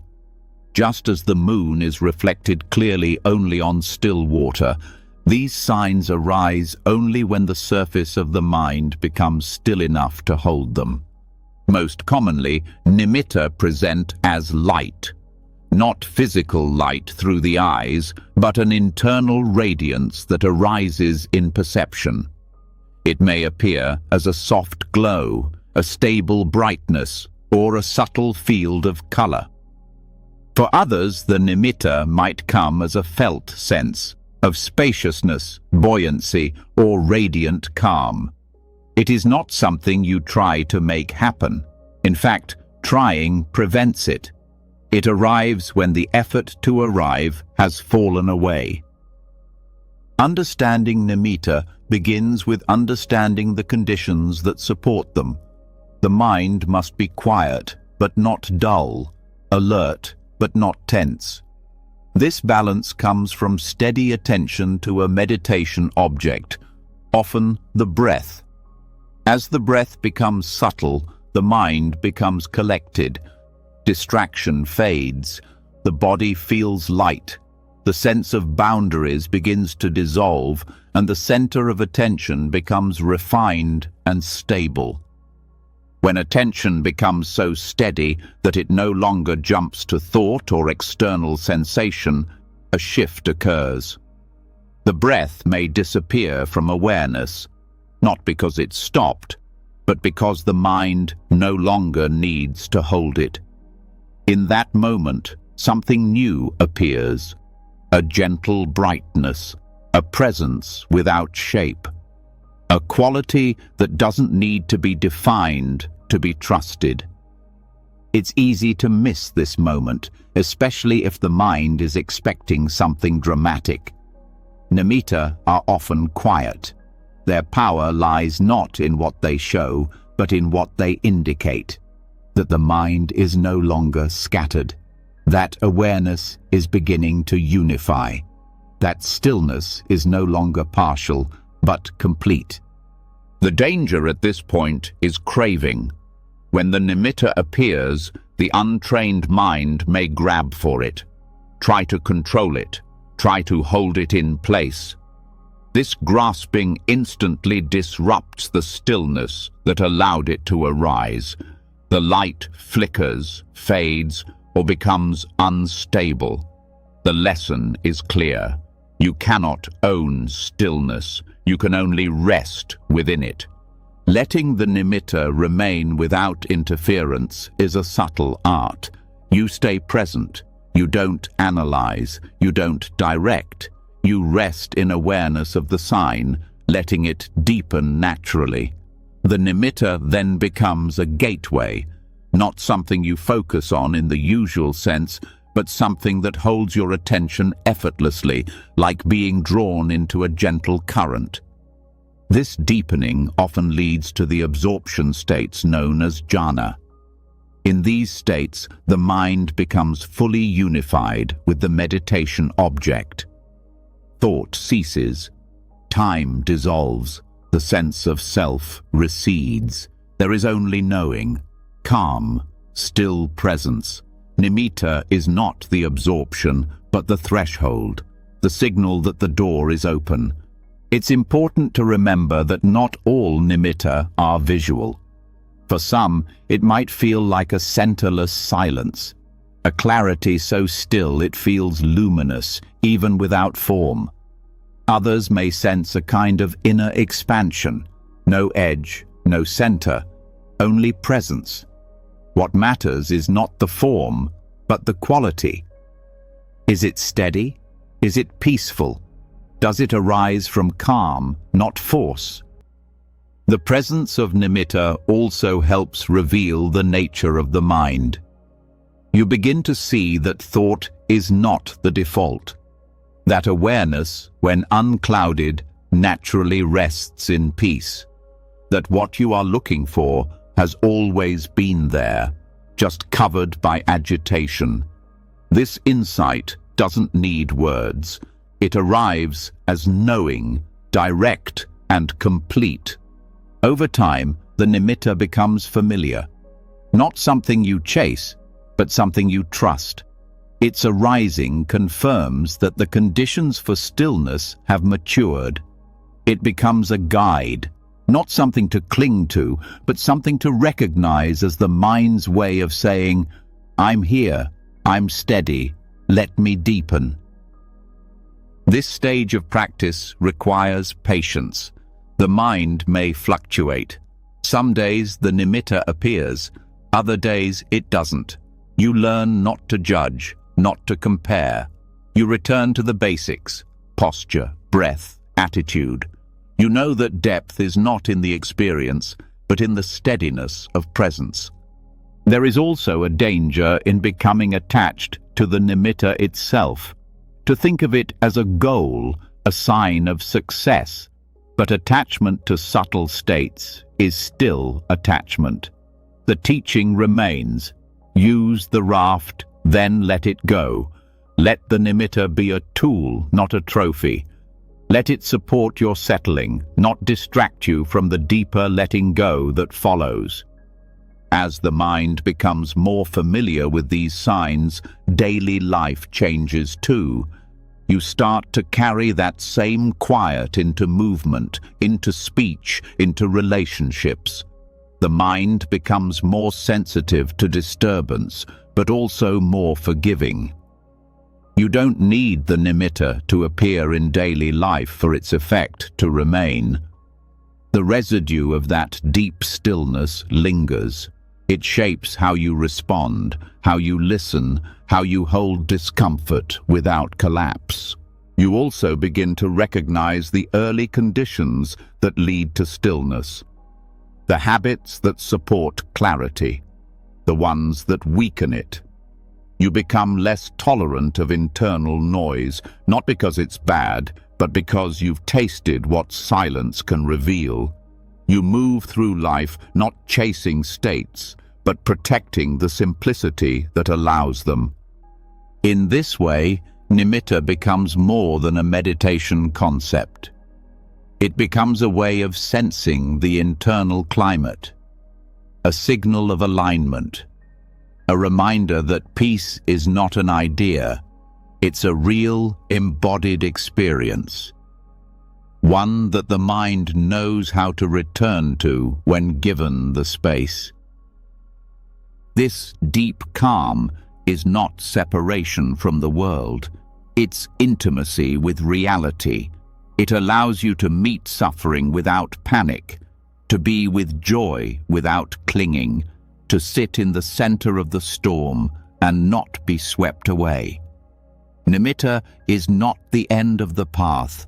It is a marker, a turning point, a whisper that says, "Stay. This is the way." No need to rush, no need to grasp. The stillness is already inside you. The light already shines. All you have to do is rest, let go of the noise, trust the quiet, and return, again and again, until the signs appear, not because you forced them, but because you finally stopped trying. And the mind, relieved of effort, opened itself to the peace that was always waiting. When the mind rests deeply and nimitta arises, you begin to taste the profound calm that has nothing to do with thinking. Not an idea of peace, but direct experience, an internal brightness, a centerless stillness, a depth where nothing needs to be said or fixed. These signs don't just reflect concentration, they reveal something more fundamental. How little of what we normally identify with is necessary for awareness to be fully alive. In that silence, the usual stories fade. The familiar self loses its shape. And what's left is something much simpler, much more honest. But when the sitting ends and the body is felt again, something else returns with it. Tension, discomfort, image, the sense of being someone in a body, with all the attachments and fears that come with it. This is where the contemplation of the 32 parts of the body becomes a tool, not to disconnect, but to see clearly. This practice is direct and grounding. It begins by breaking down the illusion of the body as a unified, beautiful, or fixed object. In daily life, the body is often seen through emotion, through opinion, through judgment. We compare, protect, decorate, worry, and strive. But underneath all that, the body is not what we believe it to be. It's a collection of elements, constantly changing, never entirely under our control. The Buddha taught contemplation of the 32 body parts as a way to loosen the grip of attachment and pride, and also to free the mind from fear. This isn't about rejecting the body or thinking negatively of it. It's not a punishment. It's a practice of seeing truth without distortion. By mentally dividing the body into parts, hair of the head, hair of the body, nails, teeth, skin, and continuing through flesh, organs, bones, and fluids, you begin to disrupt the automatic sense of me and mine. You stop seeing the body as a solid self and start seeing it as a process of nature. This shift in perception changes how suffering is experienced. Physical discomfort becomes less personal. Aging loses some of its sting. Fear of appearance and comparison starts to weaken. What once felt like a source of identity starts to look more like a changing system. This change is not abstract. It's felt in how you relate to your body every day. The craving to control, to perfect, to protect starts to soften. As you recite and reflect on the 32 parts, either silently or aloud, you bring the mind to the direct experience of the body as it is, not as a social image, not as a concept, but as sensation. The repetition trains the mind to see beyond surface beauty or shame. Hair is just hair. Skin is just skin.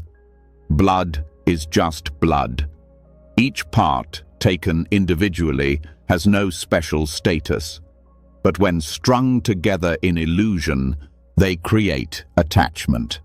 This meditation also works deeply with tension. Many people carry stress in their body without realizing it comes from identification. The shoulders clench to uphold an image. The stomach tightens in fear of being judged. The jaw locks to hold back emotion. By dissecting the body in awareness, you begin to dismantle the layers of meaning placed upon it. This doesn't erase sensation, but it clears the false ideas that turn sensation into suffering. You start to understand that the body is not a problem, but the grasping around it is. The need for it to look or feel a certain way, the fear of it aging, the shame of its imperfections. When you see each part clearly, that pressure lifts. You're not reducing the body, you're freeing it from story. This practice also interrupts self-view at a deeper level. It's easy to say, "I'm not my body," but still carry that belief unconsciously. The 32 parts contemplation helps reveal how deep the identification goes. It shows how quickly the mind contracts around a single sensation and calls it me. How easily appearance becomes identity, how pain becomes personal, and how fragile that sense of self really is. By returning again and again to the list, the mind is trained to see with balance. The parts of the body are not rejected, but put in perspective. No single part carries the burden of beauty or failure. They all arise from conditions. They all change. they all return to the earth. This reflection becomes especially powerful when practiced during sitting or lying down, where the body is still. You mentally scan each part, visualizing, sensing, naming.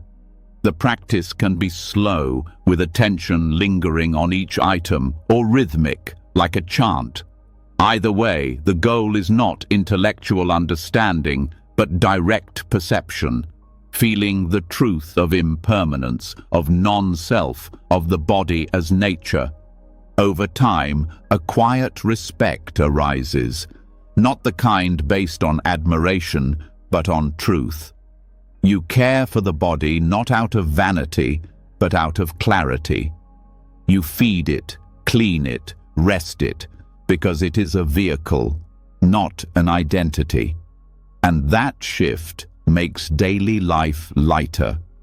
There's less pressure to be seen a certain way, less fear when illness comes, less despair when youth fades. Because now you know what this body truly is, a temporary arrangement of elements.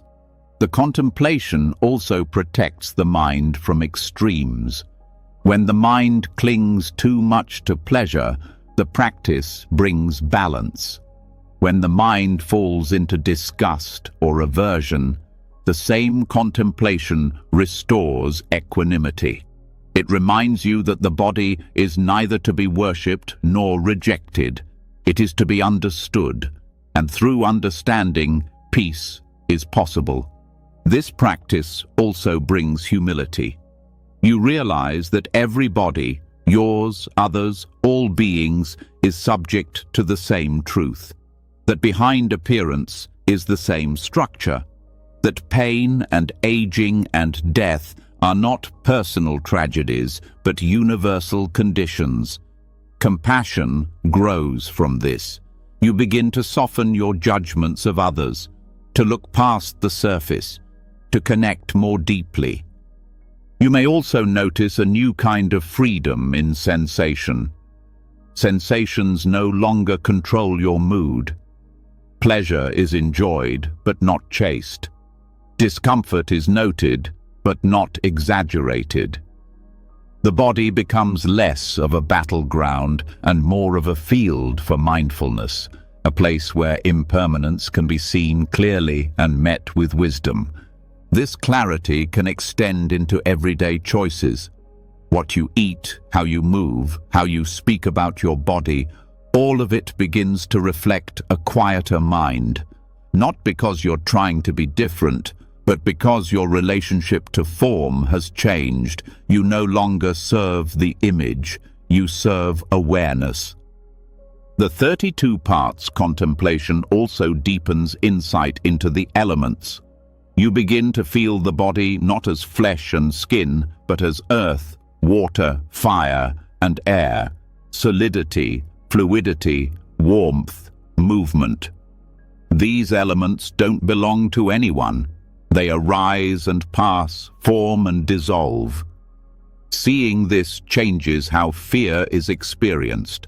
Fear of injury, loss, change, it all begins to loosen, because the body is no longer seen as permanent or personal. Practicing this reflection with consistency rewires the inner lens. The mind that once narrowed around physical identity now opens into space. You stop seeing your reflection as a verdict. You stop reacting to every sensation as a crisis. You start living from a place that is deeper than appearance, deeper than physical form.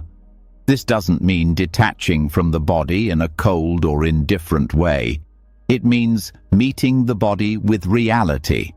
And in that meeting, there's room for care, rest, appreciation, but without obsession, without pressure, without fear. The more this insight matures, the more you feel its ripple in emotional life too. Reactions lose some of their urgency. Desires don't burn so hot. The need to defend, to impress, to hold on softens. Because now you've seen what the body is. You've seen what the self is not. And in that seeing, peace begins to feel natural. Not because you escaped the body, but because you saw through the illusions placed on it. Not because you abandoned form, but because you stopped mistaking it for something solid and separate. So, the practice continues, not for perfection, but for freedom. Not to numb feeling, but to see through clinging. To feel the breath without building a self around it. To touch the skin without defining identity. To move, live, and care, not from ego, but from understanding. This is what the contemplation gives. Not answers, but perspective. Not detachment, but peace. A shift so gentle it may be missed, but so powerful it changes everything. You carry this clarity into life, into movement, into aging, into pain, into beauty. And with every moment, you remember, this too is just a part. This too is just a process. And I do not need to cling to what is passing to know what is real. When the illusion of the body begins to dissolve, when each part is seen not as self, but as a changing process of nature, something inside shifts. What once felt solid becomes spacious. What once demanded control begins to soften. You start to see not just the body differently, but your whole experience. Thoughts, feelings, sensations, all begin to lose the weight they once carried. And in that shift, a deeper question arises. If even the body is not who I am, what else have I been mistaking for self? The answer leads straight to the structure of thought itself. Not isolated thoughts, but the entire system of overthinking that once ruled the inner life. The teachings point to something beyond the endless movement of the mind. Stream entry.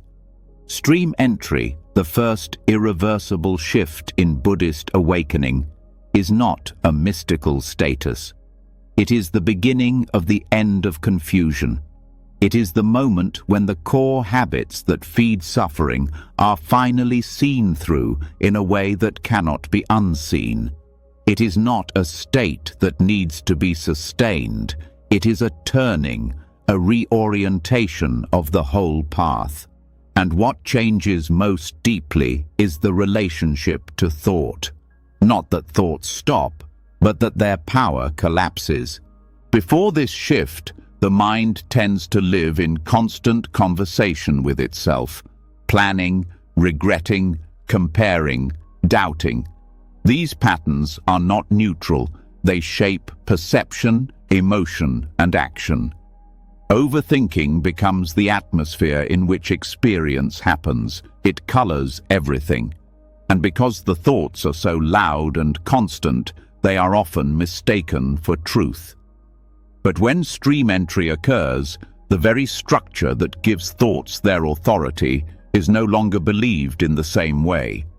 This change begins with direct insight into the nature of reality, not as a concept, but as a lived experience. The insight into non-self becomes more than an idea. It becomes an unshakable recognition. The view of a permanent, separate self is broken, not because it's denied, but because it's seen through. The thoughts that once circled around me now lose their center. The mind still moves, but it no longer clings to the movement. Overthinking collapses, not because thinking stops, but because identification with thinking weakens. There is a clear knowing. This is just thought, not mine, not truth, not personal. It arises and passes like everything else. This recognition removes the fuel. Thoughts may still arise out of habit, but they don't catch fire. They don't become obsession. They don't spiral into endless loops. The insight also weakens doubt. One of the core fetters broken at stream entry is skeptical doubt, not healthy inquiry, but the kind of inner spinning that leads nowhere. Doubt about the path, about one's own capacity, about what is real. When this is gone, the mind gains stability. It no longer searches for something to stand on. It knows where it stands. It trusts the unfolding of truth. Another fetter that falls away is attachment to fixed identity. The belief that there is a permanent self behind experience. This is subtle. It's not about thinking, I exist or I don't. It's about the underlying feeling of being a center around which everything orbits. When this view is dismantled, the mind stops returning to self-reference as a baseline. It stops building stories around my pain, my thoughts, my journey. There is still care, still commitment, but the tension around self collapses. This shift is not theoretical. It shows up in daily life. In moments of stress that once led to hours of rumination, now there is awareness, pause, release. In situations that once triggered identity defense, there is space to respond instead of react. The mind becomes more flexible, less threatened, less compulsive. The internal monologue becomes quieter, not because it's pushed down, but because it's no longer needed in the same way.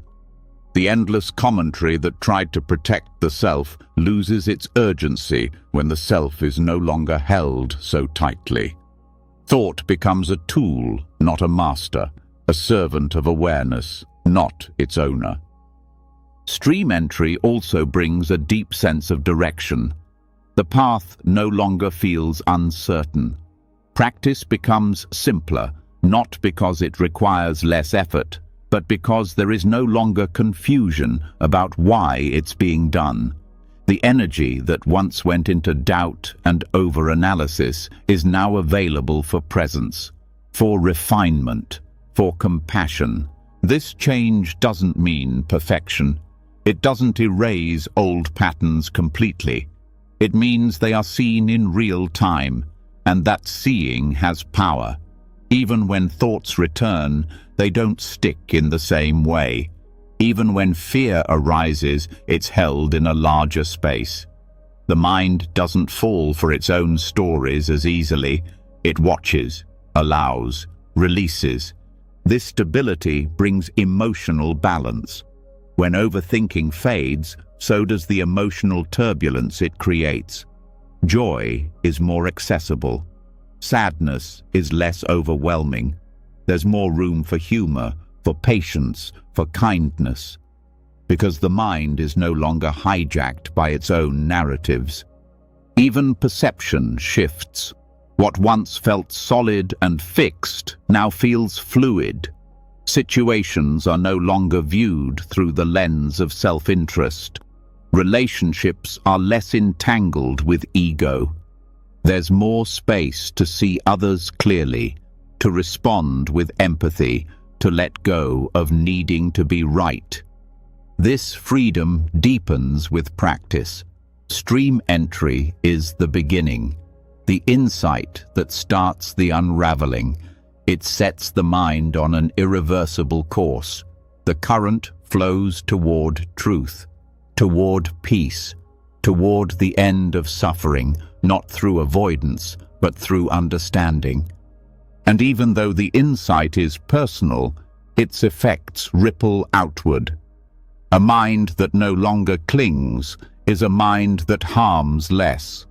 A mind that doesn't over-identify is less defensive, less reactive. The changes are subtle at first, but they shape every interaction, every decision, every breath. This stage also brings clarity about the nature of craving. Another fetter, attachment to rituals as ends in themselves, also falls. Practice is no longer about doing it right to gain identity. It becomes about what is skillful, what brings freedom. Meditation shifts from performance to inquiry, from achievement to simplicity. This freedom from overthinking allows intuition to surface, not mystical knowing, but direct responsiveness. You begin to feel the next step without calculation. You know when to speak, when to wait, when to stay still. Because the mind isn't cluttered, the heart can speak. There's a deeper honesty too. Without constant thinking, you see what is true more easily. You admit when you don't know. You acknowledge when you're wrong. You listen without preparing a reply. Because the need to defend a self is no longer primary. As this freedom stabilizes, gratitude grows. Not just for pleasant experiences, but for the whole path, even for the suffering that led here. You stop resenting your struggle. You begin to see how it shaped your seeing, how it brought depth, how it helped you care more. And so the path continues. Not from lack, but from clarity. Not from fear, but from love. The mind may still have thoughts, but it is no longer trapped by them. The self may still appear, but it's seen for what it is, just another movement, just another process. Empty, changing, harmless when not clung to. This is the collapse of chronic overthinking. Not in one dramatic moment, but in the quiet undoing of confusion. In the steady presence of insight. In the calm knowing that awareness does not need to be protected by thought. It only needs to be remembered. And from this place, everything begins to change. Thought no longer leads. Awareness leads. Silence is no longer empty. It is full of knowing, full of freedom, full of peace. You've just taken a journey through more than 3 hours of timeless Buddhist wisdom, a path that gently peeled back the layers of anxiety, overthinking, fear, and self-doubt. You didn't just listen. You slowed down, you saw, you remembered. From the stillness of the breath to the sharp clarity of the cemetery contemplations. From the grounding rhythm of mindful walking to the deep resonance of chanting. From learning how craving feeds the storm to seeing that the self you protect might never have been solid at all, this wasn't information. It was transformation. You learned how thought isn't the enemy, but clinging is. How silence can heal what thinking never could. How presence is not passive, but the most powerful act of compassion there is. You're not the same as when you started. Not because you added something new, but because you let go of what never belonged. The tools are here now, gentle, ancient, quietly powerful.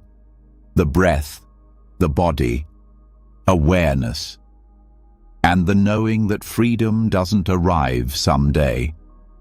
It begins now, in this very moment, exactly as it is. If any part of this resonated with you, if even one phrase gave you space to breathe, share it in the comments below, not just for us, but for the next person who needs it. Sometimes a single insight left by a stranger is the thing that saves someone else. And if you want to keep walking this path of insight and calm together, subscribe to the channel. There's more to learn, more to unlearn, and more silence to rest in, together. Now take one breath, just one. Let it be enough, and carry that stillness with you.